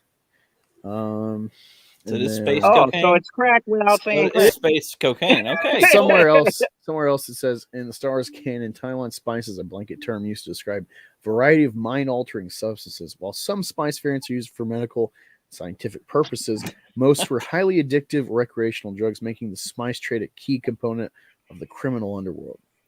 Okay, so it is cocaine essentially. So it's not Star Wars anymore. It's Spice Wars with a chapter called Boba Fett. Yeah. Second Street says, "Where's the spice junkies?" And then down here, this guy says, spice is Star Wars crack. Yeah, basically. That's the gist I'm getting now. But I understand, because even back in the day, I think maybe George wanted to make a reference to drugs, but didn't want to outright say it. So hearing all of that, it does make sense and kind of fit. And it does fit into Criminal Empire because they would drug run. But I think for the show, it'd be more prudent to have guns because they want to take over. I say they barely have any guns ever. So yeah, you need guns. Oh wow, they're transporting guns. Those things that are rare now, apparently. So let's get those things. Yeah, I think that would have made more sense. But once again, I mean, like I said in my review, there are some nitpicks in this, but given the quality of this show and then like the upswing, I will take suffering through a good majority of this to get to what the point was. My issue, and I said this in my review, was that had they shortened the length of the flashbacks and made them relevant to whatever was going on, and actually had some of these cameos maybe earlier, do that bombing a little bit earlier, things like that, then I think this show could have nailed it. It was just a lot of this felt shot out of sequence. Like, yeah, it's like you don't have to put the cool shit at the end. You can put some cool shit in the middle of your show to keep people invested. That's usually what shows try to do. They try to. Usually. I mean, yeah. So it's like I still. Sorry, go ahead. Oh no, you know how they do the making of The Mandalorian, and you can go on Disney Plus and go through there and look and watch all that. I have no idea. There's round tables where they're all sitting there talking about the episodes, and so they kind of talk about how they had the budget and they were like hoping they could get through the first few episodes because they were going to save all their money for the end. So I think that's partially why they did it the first time. But this second time, it's so all over the map with what show I'm watching, at all, and how much money they dropped a lot of money on these last two episodes, no doubt about it. But yeah, I mean, to put it in perspective, it's like, what was the conflict of the first episode? Probably something about the mayor or the assassins, and those get literally shooed away to nothing. Then the Hutts arrive, and then that is shoot away to nothing. Then there's the no work, and the whole city's poor, and the Vespa crew, and whatever, the mayor, and that's just whatever. And then episode 4, I don't even remember what happens next, honestly. And then it's just flash. There's a whole flashback of getting his ship, so completely irrelevant. And then we get Mando essentially, and it's like I don't know. It's like, so what happened up to this point? Like, I don't know. It's not much. That's how we started at episode 5. I guess. I was on another panel with Chillmonger. He's a great YouTuber, and a bunch of other people who were watching this. And how they explained it to me was it was supposed to be kind of like a feeling of reading a book, but on screen. I said, well, if that's the feeling they were going for, it's really stupid because Not a great books don't format. translate to visual media. And like, I get what they're talking about. Like, when you read a book, the order of events might not all be in coherent order till you get to the ending. But the difference with a book is it's got like 900 pages to make everything make sense. And you're sitting down and reading one thing. With a television show, you have like 45 minutes and like 7 episodes to get to the point. So you're really trying people's patience if you choose to tell your story the way that they did. Yeah. So even that's a really stupid explanation. Well, it should be called the chapter of Boba Fett, you know? I don't even know about that anymore. It's like a few like- episodes of Boba Fett, and then the rest is other people. So I don't know. Yeah. Have a good evening. Like, so I guess, like, if I were to give my overall take on it, like, for this episode, probably the least worst, I guess. You know, I don't hate that. Like, I don't have super hate again for anything with this, but it's just like, you know, I'm kind of neutral with it. There's just stuff in this was fine. I would say it was fine. There's nothing that's like a super problem. Any issues I have with it are, you know, I'd say pretty minor overall with my gripes. Well, I love. You cut out when you said I love. Oh, I am in love with Bob Vance. I'm kidding. I love this show. Like I say that, but I meant this episode and the previous episode.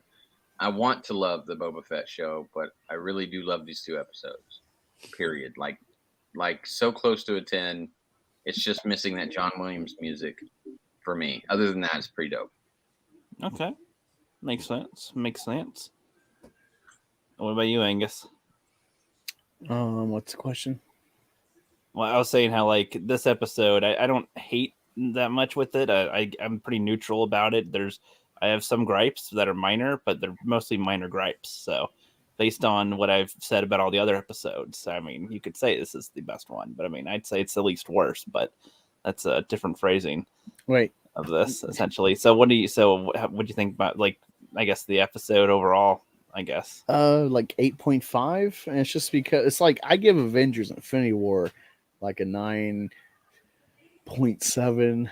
Endgame, I probably give like a 9.5 because of, even though it's loosey goosey, like, you know, what it culminates. So like I always give room for improvement, or like something could be even better magically. So there's still more. Like, this is a build-up episode, and there's a lot of good stuff. A lot of like cameo stuff, but with value for this universe and this new era they're building, connecting, interweaving. But there's more to do. And so, yeah, I give it about 8.5. Very pleasing. But this definitely is not the cherry on top. Better not be. I think they didn't even say Cad Bane's name, which I was kind of surprised they didn't. And I'm like, I kind of give them points for not, you know, splooging their prequel stuff, and so, like, the Clone Wars stuff specifically in it. Like, it's like, I didn't get your name. I don't think he said his name or anything.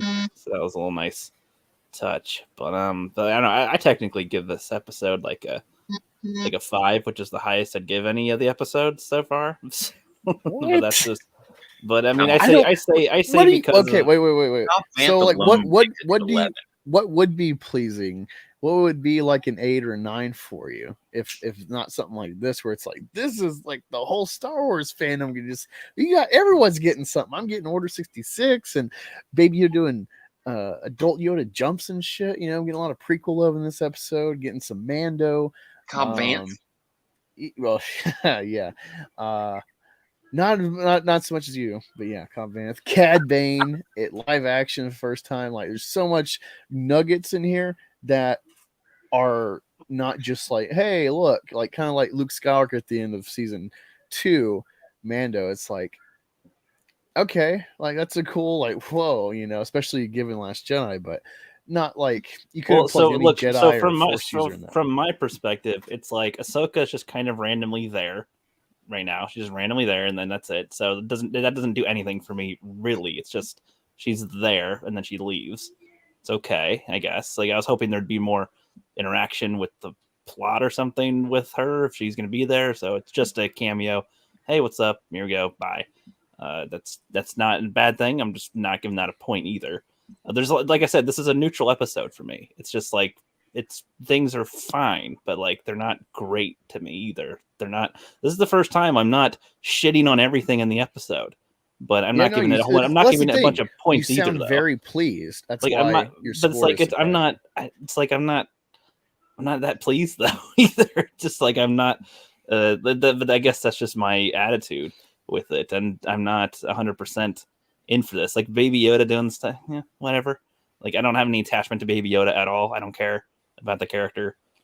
So yeah, but to be fair, you're coming out of perspective from not having watched all of the Mandalorian either to get some of the nods. So just for me, it's just like I don't know, and seeing Luke do stuff. I mean, I'm past the point of caring, seeing Luke do any of this now because I just don't care anymore. Sequel trilogy did kind of spoil that kind of thing for me, where I don't care anymore. Soured it. It's like, yeah, I don't care anymore. You showed me that, and I don't know if showing him do anything interesting will affect me how it would have if I didn't see the sequel trilogy anymore.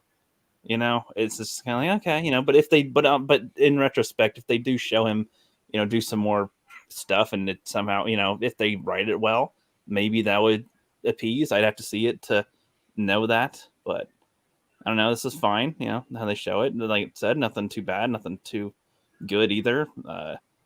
With the Tatooine stuff, you know, so it was okay. It felt like a Western thing. I'm not a huge fan of Westerns, but this was like presented decently, like, you know, in a cinematic sense, like Azad was saying. So that was fine. Cad, I watched the Clone Wars stuff. That was a character that I liked. I didn't love him, but I was like, okay, yeah, he's pretty cool. It's all right. He's a unique type of character in that show, and you know, was done okay here.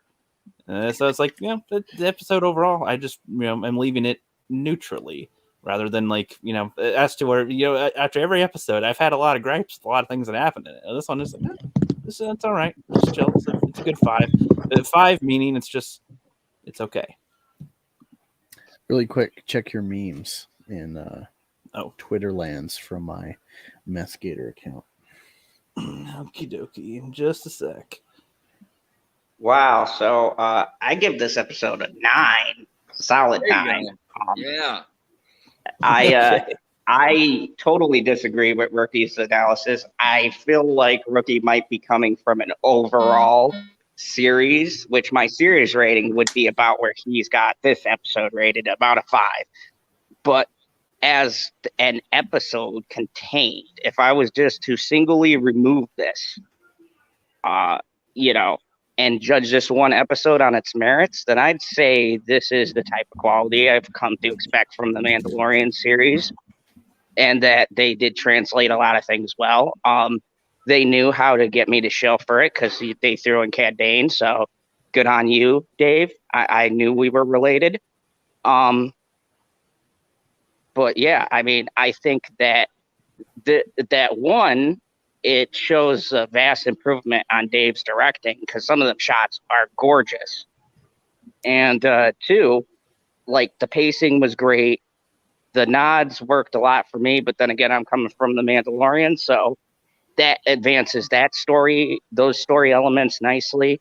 I think gives them a good jump off point to kind of go from here into the new season. But like I said, the reason why I'm at a solid 9 is because I don't see how you wrap this all up with a satisfying ending in one episode. I just don't see that happening. Maybe they can prove me wrong.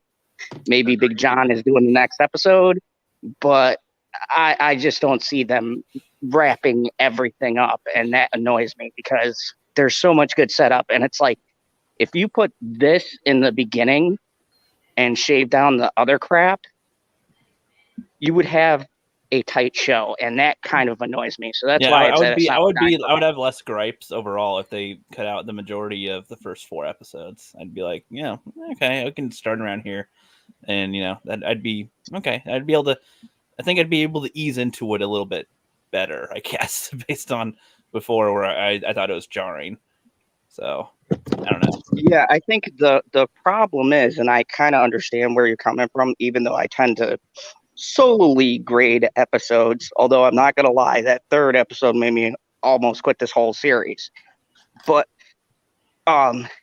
like when I judge things, I tend to take it on like a solo basis. And if I'm just looking at like how a show should be constructed, this is how they should. They paced it well. They threw in stuff that connected. Everything made sense from the previous episode. It set up stuff for the new episode. It did pretty much everything an episode of television should do. So, I mean, I guess I still think that they could. I still think they could have done a lot better, tight stuff. But I guess for what we've seen, yeah, they've done better in comparison. But in general, I don't know, because I'm still like, you seen other shows and seeing how other things go on. Like this would just seem like an average little show, which is fine. But like, I don't know, this could be better still. That's like, well, I give more room for improvement to it. It was fine. They 5 out of 10 is like, that's passable. It's not like the American grading system where it's just like anything below is a C is like an F. Like that's kind of ridiculous. So like 5 out of 10 just it's fine. It's in the middle. But Flip, you got to get going in a sec. Me got the roll, boyos. All right, broski. Well, is there anything else you wanted to touch on or talk about before heading on out? Oh, he wants to touch a lot. Touching on the ending, or like just just a tip. Just a little touching. Just a little touching. Very poor choice of words. Be gentle. I really liked it. It was my favorite. It was pretty good. It was like the bestest ever. I really did like this episode. It was like the bestest. So, and my favorite was Cobbant. Sweet. That's the Red Cowboy. That was a good ending. That was a good ending there. You should totally do like a cosplay gimmick. Like make a new character as like Cobb or Ronaldo as Cobb Vanth fanboy or something. Yeah, go ahead, Flip. If you heard that, yeah, that'd be funny. I'm sending that to him right now. That would be funny. But yeah, I mean, I could see why people like this one the most too, and I kind of figured this is what they would do. Like, based on the first 2 episodes, it's like they'll probably have the cameos arrive around the end. So here they are, and yeah, that's fine, I suppose. It's like I said, it's a weird dynamic for a show to be doing like that, and have the end half be extremely different. And it's not even the end half; it's just like the last 2 or 3 episodes. It is the Star Wars cinematic universe. And they're putting some pieces in play. I'm like, ooh. I don't want it. I really don't like that it's going to be like how you said, where it's like you need to watch everything to understand anything. That's like, smart. I don't like that, because that makes me want to watch these less. Like, honestly, people are sleeping on those first 3 episodes, first 4, whatever. And I'm telling you, man, we're gonna get stuff coming back where it's like, oh shit, like you got to dig into, like, oh, that's where that, oh yeah, it totally circles back, and that's where that came from. Kind of like Breaking Bad, where something happens like this previous season, and then like 2 seasons later, it's like it rounds back, like, oh shit, that one little decision. Okay, all right, hold on. We don't have a Vince Gilligan working for fucking Star Wars, okay? There's not going to be genius level writing. We have like a genius elite battle angel director working on this, bro. Hey, screw you, buddy. That movie, hashtag Battle Angel Alita 2 hours of ass. Hey, haters are going to hate. I should call it Alita battle ass of boredom. Yeah, well, did you see her costume? Definitely true. I'm not too proud to say I would hook up with her. With her top half, or what? I mean, it doesn't really have legs. It doesn't really have any lady parts. So. I was just joking about the scene in Scary Movie 3 where it's like this is your wife, and she breaks the taco. It's like, my wife broke her taco. She's like, she's broken in half. He's like, how's the bottom half? And he's like, let me explain.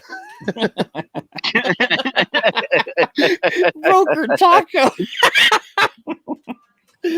That's stupid. That is funny. Anyway, you're saying genius old Vince Gilligan not here at Star Wars yet. Yeah, I mean that he's on like a different plane of writing. Like you could tell directors who have average, good, not that average is bad, but they can write, they're competent, they just miss things here and there. But people like Vince Gilligan, fucking Quentin Tarantino, any of those type of directors, they're on a whole different way of thinking and writing, and you just will never get that unless you have them directing a episode, and they probably have to write the episode too. So I mean, those are two very different worlds, but for what it is, and if you take this and put it against, say, everything that comes out, I think it holds its own against most stuff that, there's so much media coming out. Well, I guess it's kind of like you guys are kind of seeing it like, we've seen how bad it can be, and we've seen how good it can be as well.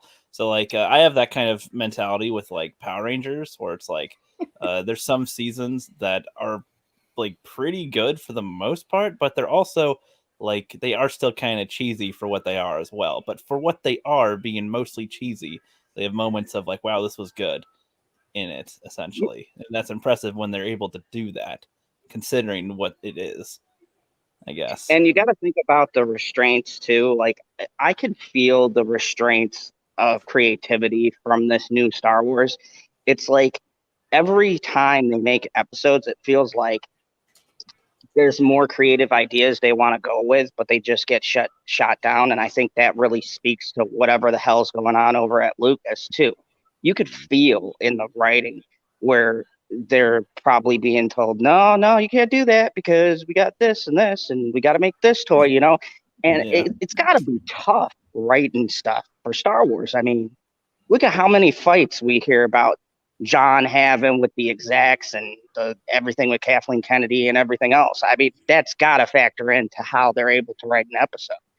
So, I mean, there is some kind of kudos that should go to these people working hard to try to please the corporate masters and make something original. Yeah, I guess. Plus, Disney owns the world, so fuck them.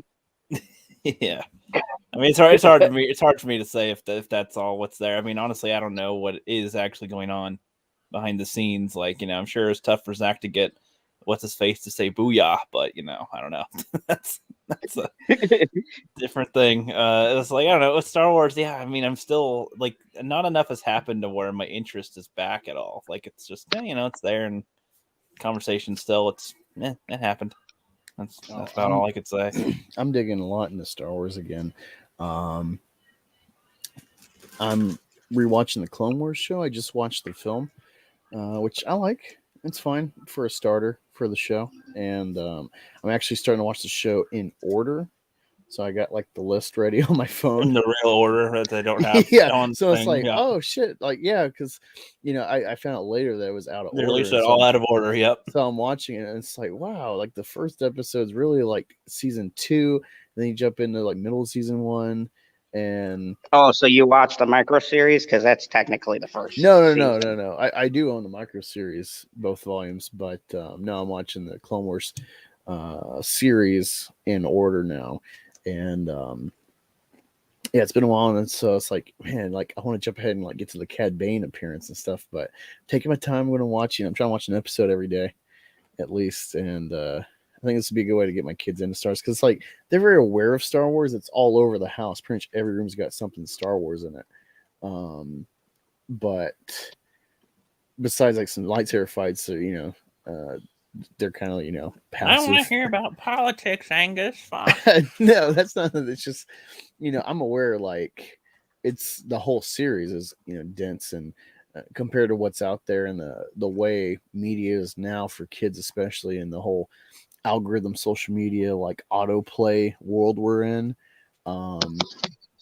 It's hard to like keep their attention. You see, like we've talked about before, and like kids, like you look at kids films today versus 20 years and back, holy fuck, dude, it's so boring. Like the pacing, actual like building a story, like Fox and the Hound or something. Like, man, like you gotta like make them sit down. Like, no, watch this, and then like they'll finally come around. Like, oh, but I mean, right now my kid they keep rewatching Kung Fu Panda, and I'm allowing that rewatch because it feeds into the Cobra Kai fandom that they already have. So. keeping karate on the brain while I'm saving up for the summer for him to start doing martial arts. So Manipulation, good. I like that tactic. Yeah. I'm doing like Luke and Grogu. I'll let you choose. Yeah, The mental manipulation. Shiny lightsaber or boring chainmail. Totally manipulative, dude. You want to learn how to jump around like Yoda, or just sit around with Mando? Yeah, come on, that guy's gonna get fangirl. Come on. What do you want to do? You want to like sit here and meditate and learn to pick up multiple frogs and run around in a pack, or do you want to go make money and kill people and battle a huge desert dragon thing? You know. Yeah, I mean, Mando's totally got good selling points.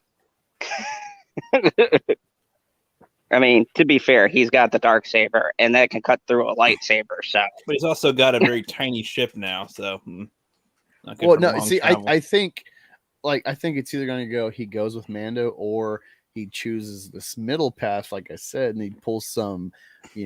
He's the new Tar Vizsla as a foundling.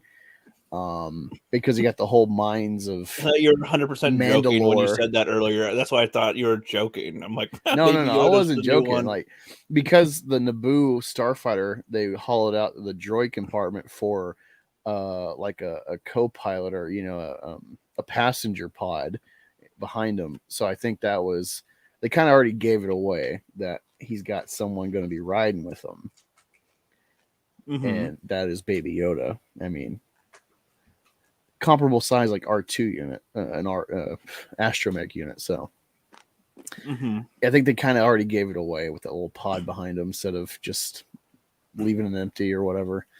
But yeah, I think those are the two options. He either finds this middle way and maybe Mando trains some with Luke, but it's really about Baby Yoda, and maybe this new path for Star Wars around the sequels where it's like, well, he wasn't involved.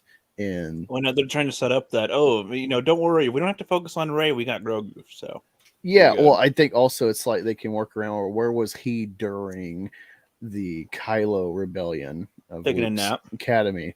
And it's like, oh well, he was out with Mando doing foundling shit. He was killing people's fucking heads so he can give them for bounties, Hell yeah. Yeah, it's gonna be one of those two routes. It's not him sticking solely with Luke. Or maybe they rework the ending and Kylo Ren gets killed by Grogu. Totally would love that. World between worlds. That is the workaround for every, like, what do people hate in Star Wars? This is a different timeline, but it's canon. Like, oh yeah, it's what do they call it in Marvel? It's a multiverse. There we go. No, they can't. See, that's the thing with the whole World Between Worlds. It's like they open the door for essentially that, but it's like they still go like, well, it's all one timeline.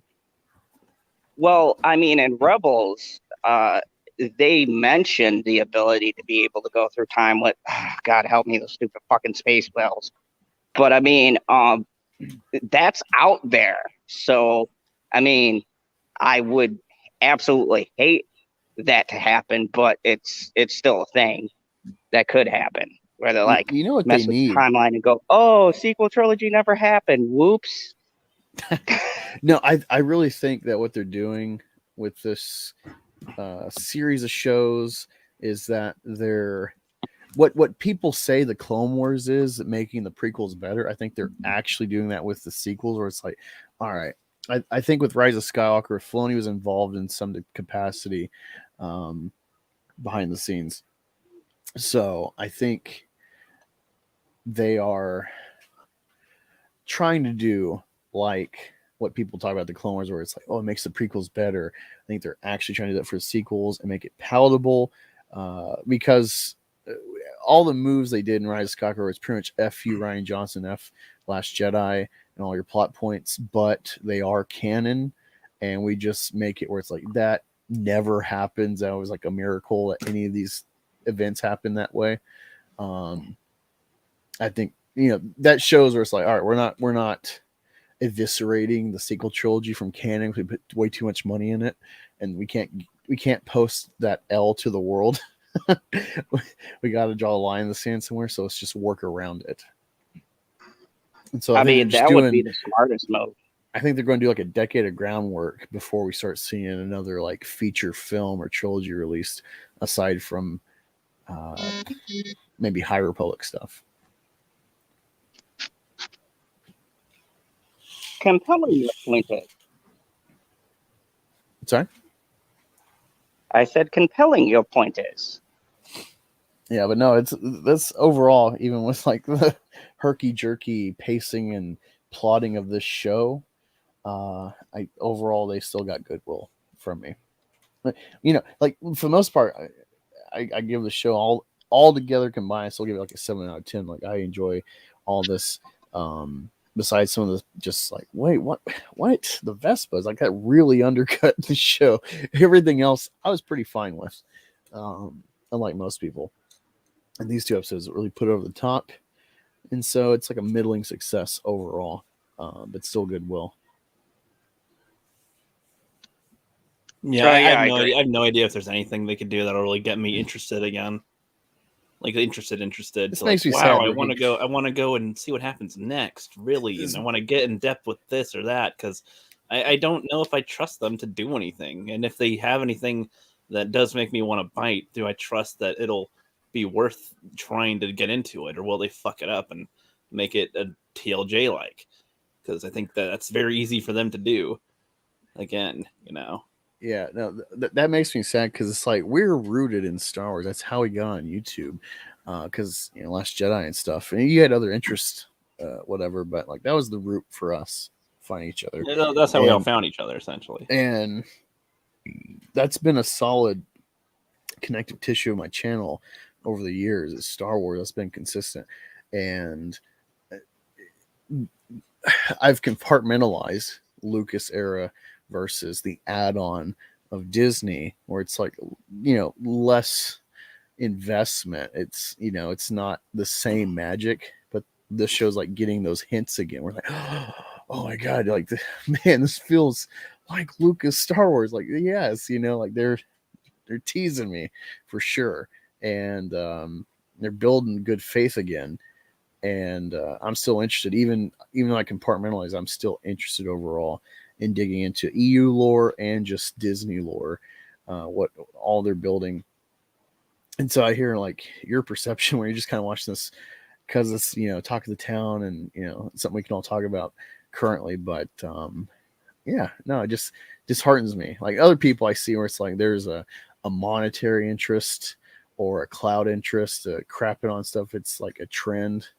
Like people hating Tom Cruise out of nowhere because the internet's made a joke. Mm-hmm. But it's like you're very genuine, so it disheartens me. It's like, man, like because we've talked so much about Star Wars, way after the fact of any popularity about talking about certain topics regarding it, and I'm hoping that something can pull you in. But I see this, and you're like, man, and I'm like, oh man, like he's lost the wonder of Star Wars that Lucas gave us, you know, my child's namesake. It's turned me away. All this episode did was make me look back once and go, look at that. Mm-hmm. Do you have to get going? Yeah, I do have to take off because I'm meeting the lady outside to pick me up from this hell that is the mall. But thanks for having me on. Okay. I hope you find the wonder again, Rookie. We shall see. Thank you for coming by, Zod. Oh, no problem. And, you know, remember, kneel before Zod. Okay, we'll try. Yeah, I mean, you know, I still enjoy having conversations with it. You know, I enjoy it, you know, from my film interest is the only thing keeping me any level interested in discussing anything about Star Wars. Otherwise, I don't think I'd look at it at all. Like as far as the new stuff, I could still watch the old stuff and I'm fine. But like, no, like I don't think there's anything new that'll like grab me in. That's the thing. You ask me what I want. I don't know what I want either. Like I don't know if I want anything out of it. Like I don't know what. There's nothing that comes to mind that's like that's satisfaction. It's just like I don't know. Don't know anymore. I used to have ideas for what would, but I don't know anymore. Yeah, no, like watching the Clone Wars film that kicked off the show, I like caught a detail where it's like, oh yeah, these criminals will take over Borman monk monastery. I was like, oh wait, like those spider brain things on Return of the Jedi. Like I didn't know that's like my father-in-law. That's like one of his favorite things in Star Wars, the Borman monk, and it like took me forever replaying, like trying to find the little clip where they're in the film. Yeah, because it's like a scene that because I've seen the toy. The camera passes over it, right, and then that's yeah. Because he showed me the toy, and I'm like, when is that in Star Wars? And he told me, like and in I'm a like, passing shot. Yeah, it's like in the background, the doors closing when like Luke or like the droids first come in the palace. I'm like, and so then I hear this detail. I'm like, oh shit! And so then I start looking into the Borman monks, and then like Black Chrysanthemum with like Disney timeline, and like wow, there's all this stuff. It wasn't just like a cameo in the first Vader comic. He's got like some lore to him. It sounds pretty cool. And then like I've only read the first issue, but the whole War of the Bounty Hunters, in Marvel Comics for Star Wars, great first issue. And I'm like, man, you know what? I need to dig into the Star Wars comics. I read Vader for a good while, and read probably 10 issues of the new run, but they're doing some good stuff, some story work. Even like before Rise of Skywalker, they were doing comics to try to kind of work around Last Jedi, clearly. And it's like, you know what? Like, I can't really fault them mostly, given what they're stuck with as canon. They're not going to give it up, and I'm fine where it's like, yeah, this piece of shit is a bump in the road that we got to live with. It happened. We had to get a new alignment, but we're going forward still. And yeah, even though it's, for me, a lessened degree, Kathleen Kennedy with Mando revealed that gave me thus far the greatest moment of Star Wars with me and my family, my kids. That moment where like Baby Yoda, and they're like, oh, it's like, didn't get that with the prequels or original trilogy with my kids. It was Kathleen Kennedy's Mando gave me that great moment. And so there's a lot to enjoy still. I feel like if I were a father, maybe this would be hitting me differently, but it just isn't. I don't feel like the whole Mando father thing. That's like something I'm aware of plot wise, but there's no like emotional investment on that level. Well, I mean, like how you said you had a moment with your kids. They're like, oh, they love this and all that. Like, I don't know. I don't have any other. There is no other type of attachment to this or moments because of this. It's just conversation. Yeah, I don't feel that so far with any new Star Wars content with my kids. It's more just like I'm in this somewhat wizard realm. I'm no expert about Star Wars. I just mostly know the film stuff. Yeah. But the joy of like sitting my kids down, like, hey, look, watch this. Watching the replay of like Mando. I'm like, all right, got my kids. Let's watch this episode. Look at Mando's here. Oh, look at this. This is cool. Darksaber.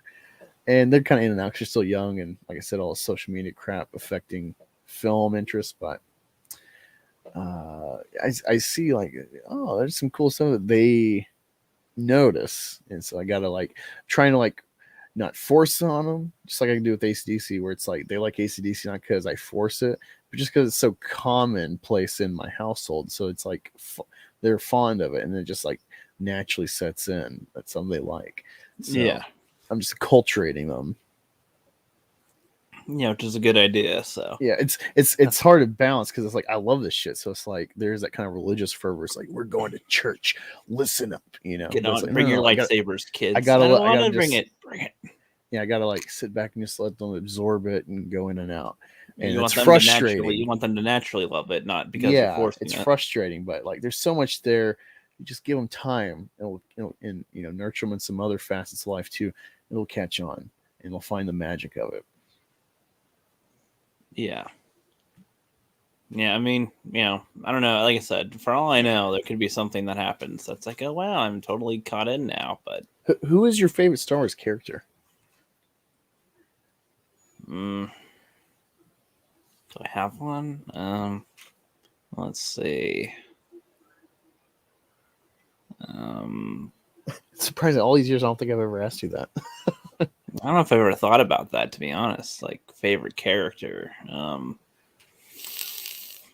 don't know. So I'm thinking about it. Nobody's coming to my mind as like favorite. Like, oh yes, that one definitely. In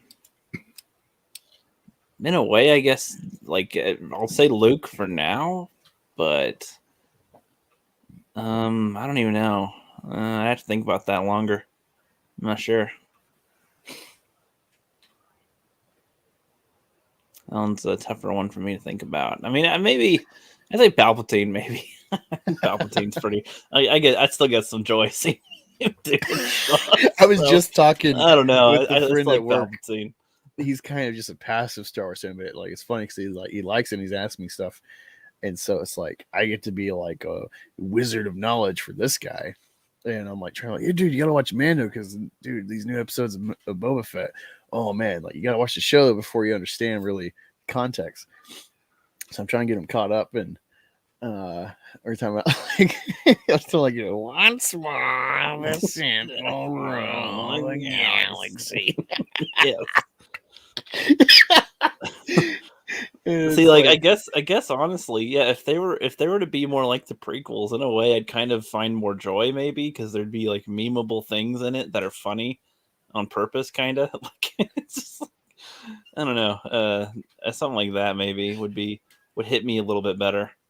But I don't know. So like this one was like there's things in it from prequels, but that's all that is to me. It's not like, there's not characters like from the prequels that hit me that same way. That's like, funny or cool, entertaining, whatever. It's just like, oh yeah, they're there. That's cool. All right. Mm-hmm.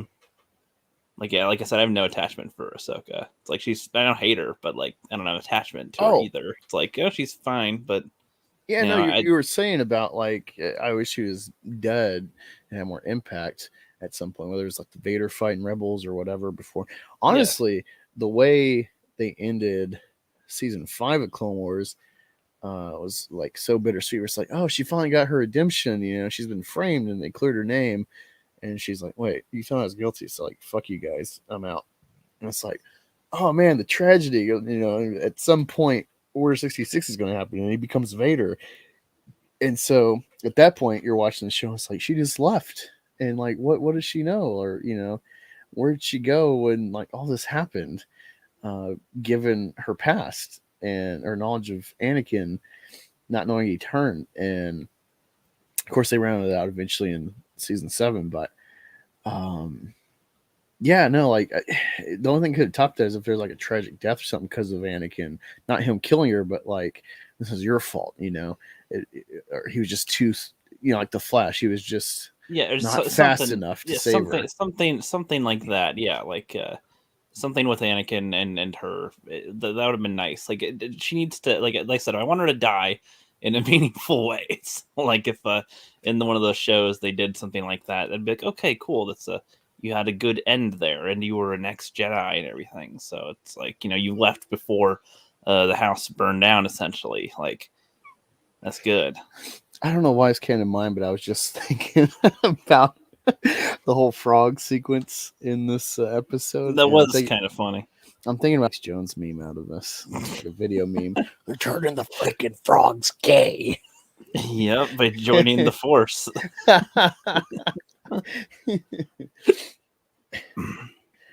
You got this pedophile elite Jedi Order. Training 50-year-old, hide them and isolate them, and they turn the frogs gay. Training 50-year-old babies. Sound like Benjamin Button.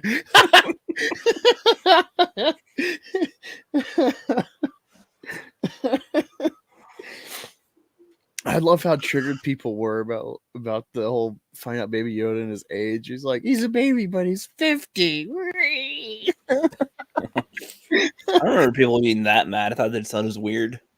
It's like, oh, because they're like doing the math. Like, you gotta live to like 900, and at this point in his life, he was already training. Blah blah blah. I trained him for 800 years, so by the time he's 100, he's an adult. So this thing's a baby at 50. What the hell? You know, just like, oh man, you're taking this way too serious. I mean, bro. he'd probably still be like more grown-ish in another 50 years. Probably. I don't know if it'd be like, oh, when he's 400, then he'll be a teenager. Like, I don't know about that. Nothing to do with an alien species. They might progress. They might accelerate growth. I don't know. At some point. And that's kind of what I was trying to get at earlier too. Was like, what is its intelligence level essentially? If we were to guess based on what they show, because like Luke was talking a lot in this episode, and I'm like, how much is that little guy actually absorbing? Because he seems to be doing what he says whenever he says him to do something. And when he gives the ultimatum, I really am wondering if in his head, Grogu's like, Gaga. Or like, oh, I understand this whole point. Do I pick Mando, the guy I love, or do I want to train? Like, does anything? What's going on in his little head? Dude, like, I was so irritated though, as a fan, wanting a little glimpse. You know, it's like, do you remember your home world, Grogu? Maybe I can help you. And you like mind pierce through whatever to help him cover this memory. And it's just Coruscant, Order 66, and it's like, that's what he remembers. He doesn't remember. Like, well, no, the way handed him to a Jedi on Yoda species world. The way it was presented was that he's got hidden memories or something. Repressed, yeah. No, I get that. So, but maybe like, that means that maybe they'll show it later. But I read that scene as, oh, we're gonna get a view into like Yoda species world. Yeah, I don't want to see Yoda species world. I do. I'm interested. Like, it's one of those vague, like Double D's hat. It's one of those things that Lucas purposely just left as like a vague thing. Maybe because he had no answer, he didn't know how to develop it. Where it's like, how do I make this origin planet for this weird, species that's a Jedi and talks in riddles and stuff? Like, it maybe it's just like too confounding for him to like piece out to be entertaining. In his own head or something. I think maybe that's one of those like kind of like creative cover-ups he did, where it's just like he left everything vague and mysterious because he didn't know how to answer it. Given how smart he is, it's like probably something that just like irked him. Like, if this is the case, it's like, man, he's 900 years old. Can't figure out Yoda's planet. Or he'll pull a Snyder and go, I don't know. He just kind of forgot where he came from or something. No, like, Game of Thrones. Yeah, it's like kind of forgot it. I was thinking of Snyder when he said that when he had what's his face forget the planet that he got stabbed at. Planet? What are you talking about? Dark Side forgets where Earth was. Oh yeah, God! It's like, dude, you have space technology. How the no? He has boom tubes. So dumb. Yeah, it's really dumb to forget it. But yeah, Game of Thrones as well. There's a lot of examples now. It's kind of sad. Kind of forgot. Yeah, they just forgot. Luke just, it's like, yeah, Vader just forgot about the lightsaber he was fighting or something and got sliced in half. Whoop-de-doo. That'd be funny. Darth Maul forgot he was fighting somebody and just spaced out there, and then that's how Obi-Wan shot him in half. It's like, oh, that'd be kind of dumb. But, that's when I'd go, I don't know if I want to take their word for it, but I guess that explains how retarded that was, but okay. that confirms how dumb it was, I guess. Yeah, but I don't know. It's not that I want. I was expecting them with that scene before they showed the clones and Order 66 from his view. I was thinking they were going to do something like Mando when he's a foundling and the droids and stuff and his parents, like his only memory that we know of. I thought they're going to do something like that, like a quick glimpse of Yoda species world. And I'm like, oh, and it's like I was like. It was weird because I'm like, oh my God, this is so great. I'm getting prequel love, and it looks so freaking good. It looks completely polished, like what Lucas would have wanted if if tech was at that point that good. But I was like, yippee, and also like totally let down. What you mean? I'm like, yeah, it's Yoda stuff, and I'm like, oh, it's just prequels. Fuck me. Like, now that you mention it, so I guess if I were to like if I'm thinking about what isn't making me stick around as much as like, so with the prequels or the originals, like there's there's a lot of moments in there that stick out as like that moment, like, you know, episode 2, Attack of the Clones, you know, when Anakin's holding his dead mother, and you know the music's dun dun dun dun dun dun dun, and he slides a few of them down. It's like building that. up to That is kill them. ingrained. That is ingrained into my head. It's like a nice, satisfactory type of moment, you know, like something like that. And then even the Jedi fight. It's not just the huge Jedi gladiator army fight. It's not just there's a whole bunch of them, but it's like the conflict with Dooku being there, like the fact that this is like the escalation of the war to the point where there's like, you know, a couple dozen Jedi trying to fight and they're not enough. Like, you know, there's stakes like that. I don't know, things like that. I'm like, like that's crazy. And that's still like, you need a whole army to keep on getting birthed and made to even, you know, combat this other foe who can just pump them out even faster.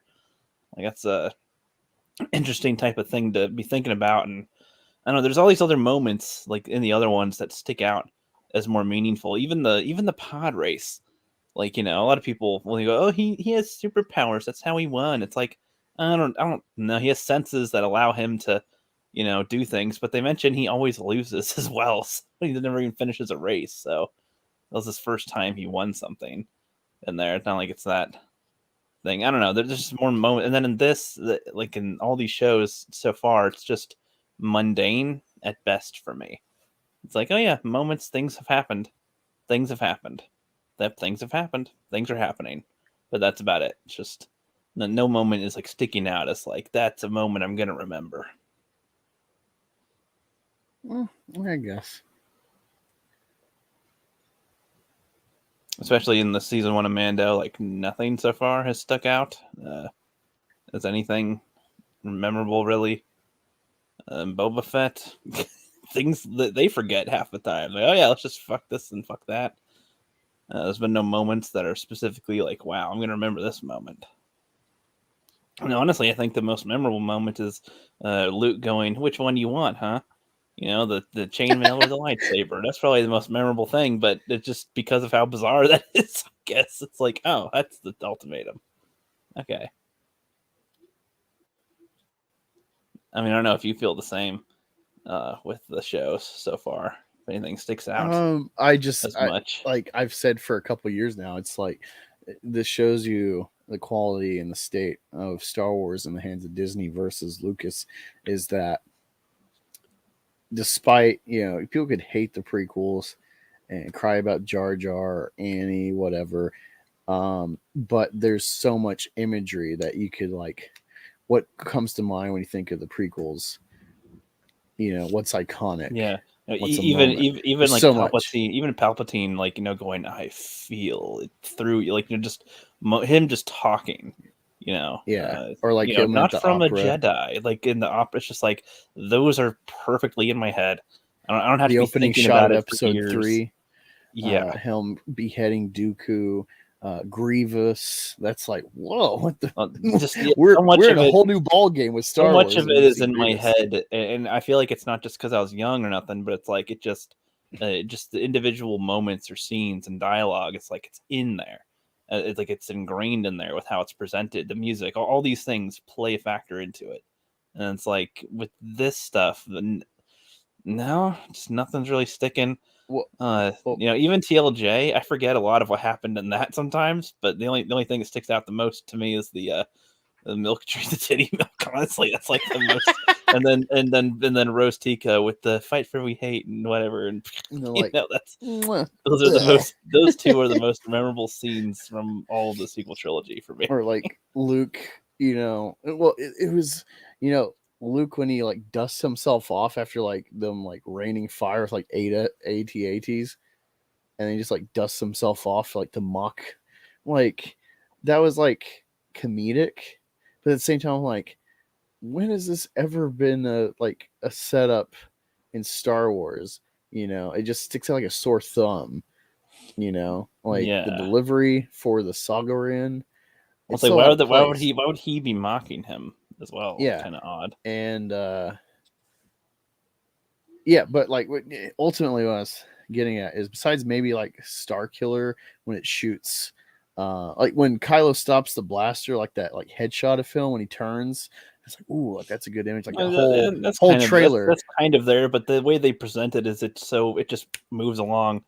It doesn't. It's Yeah. I don't know. Like I agree that's probably out of Force Awakens. Yeah, it's a better. Yeah. moment.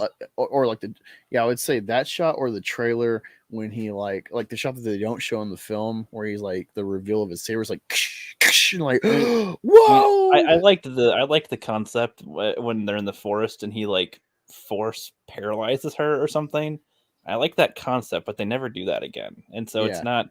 But for that moment, she did seem a little freaked out. But up to that point, everything's been going great for her, so I wasn't worried either. It's kind of like okay. Yeah, like we've seen Yoda like stop Asajj's saber mid strike, like in the first episode of Clone Wars, but you never seen someone just like paralyzed from the force. Like, yeah, see, we're on a whole new ball game. I liked that concept, but it's they're very fleeting. Yeah, they don't do enough to make it memorable enough. It's just they cut around too much, and it's like yeah. Ultimately there is the one thing that stands out for imagery of like name something Disney Star Wars, like what's iconic. Like if you had to think, it's just the most iconic thing that's like had stay power is Baby Yoda, which is different from probably, but I feel like Ewoks. That's weird because that's totally like an original trilogy and prequel, like similar imagery to it. Sure, but I'm saying like specifically him. We've never seen a baby one, and it's like he is a staple for the last 3 years of Star Wars, and it's like it kind of sums up the peak iconography of Disney Star Wars versus Lucas, where it's like, despite the fucking Ewoks for kids or Jar Jar, or like Annie, where it's like you actually got a kid character to invest in as a main character. Like there's so much, just like you got Maul, you got the Duel of Fates fight, you got the Naboo Starfighter, you got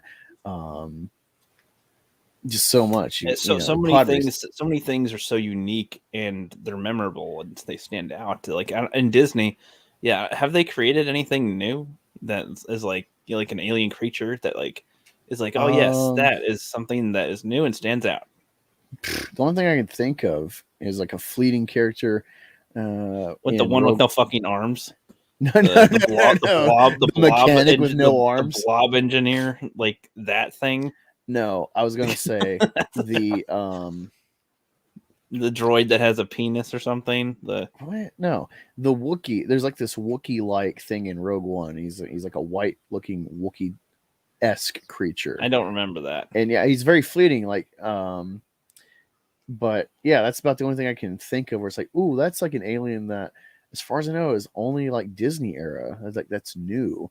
Well, that's the thing. It's like the most iconic stuff I can think of is Baby Yoda, Mando, and maybe like Jedi Fallen Order a bit.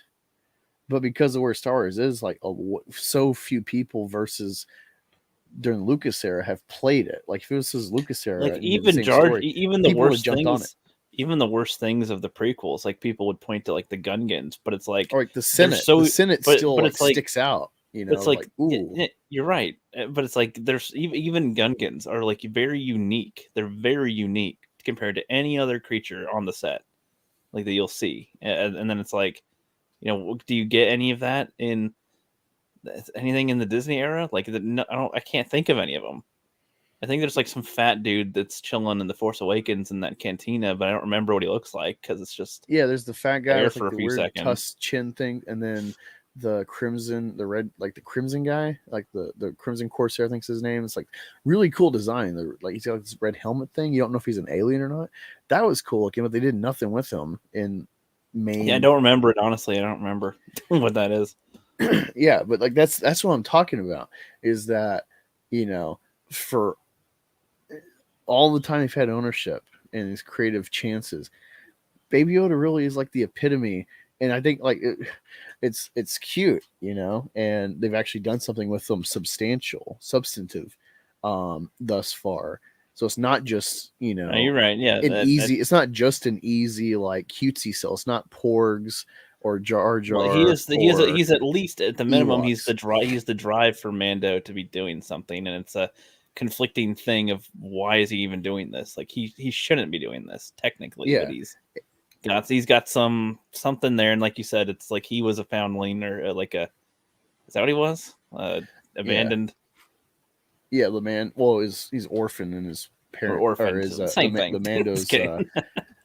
recovered him and gave him a home and a tribe essentially. Right. And so could there be Gungan Mandalorians? Yeah. Mandalorians are not human exclusive. They are That's creed, such a not a okay. That makes people. their helmet rule even dumber. Like, what if a Hutt was a Mandalorian? Like, you have to wear your helmet. Oh, Joba, you know. Like, I don't think that would work.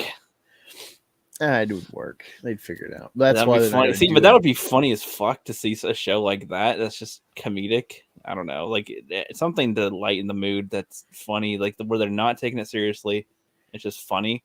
Even that might be like, you know, hey, it wouldn't get me back into the mood, but it'd be like, you know, that's a passing moment of whatever. Because whenever they try to be serious, it's pretty dumb to me. I don't know, like most of the time in the Disney era anyway, I can't take it seriously.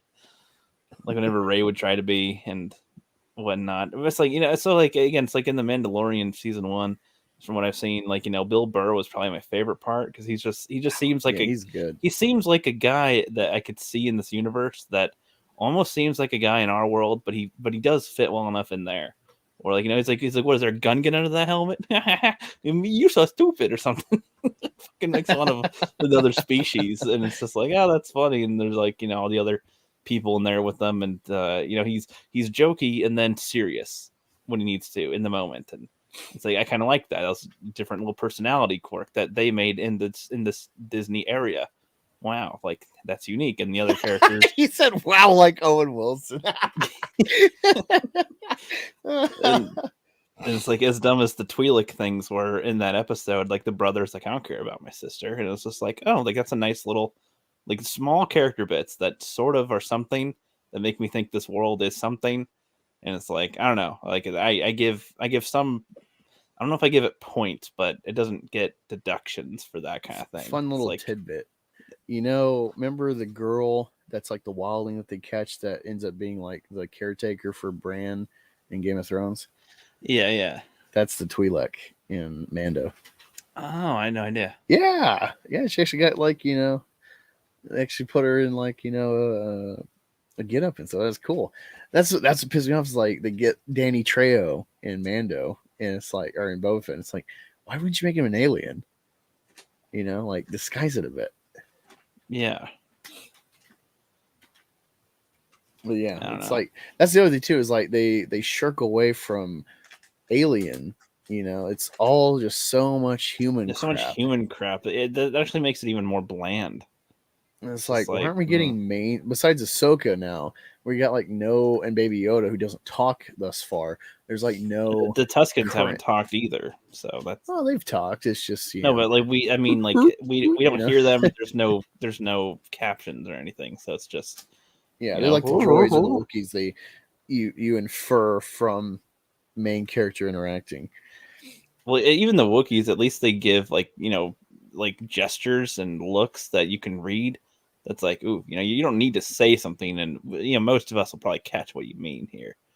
Like when the patron chick is trying to talk to him, and you know he's looking at her, you can tell kind of what he's thinking. He's like, yeah, that sounds neat. Fuck this guy. Yeah, fuck this guy. No translator needed. We got it. You know. But I don't know. So like I said, maybe it'll be something someday. But you ready to close this out? Yeah, pretty much. I was technically going to close that a little bit ago with what we're talking about, because we're done talking about the Boba Fett for a bit. But you know, this is kind of like how some of our conversations go sometimes, guys. Or we're just like talking about stuff and just reflecting on things. So yeah, a little snippet of that. Anything else you want to say, buddy? No. Be sure to jump in here next week, Wednesday again, same time, for the season finale. And please sub to all the channels individually if you want. If you like what we've been talking, you can get more individually from our channels. Yeah, and go to Black Angus's channel tomorrow around 9 Eastern for All American Beef. Oh yeah. I have like an ass load of memes to unload on that, so we got a lot, man. Thank you, Karen. Fuck, man! I need to. Well, I have to re-upload. I have to upload it to my thingy. Have a good one.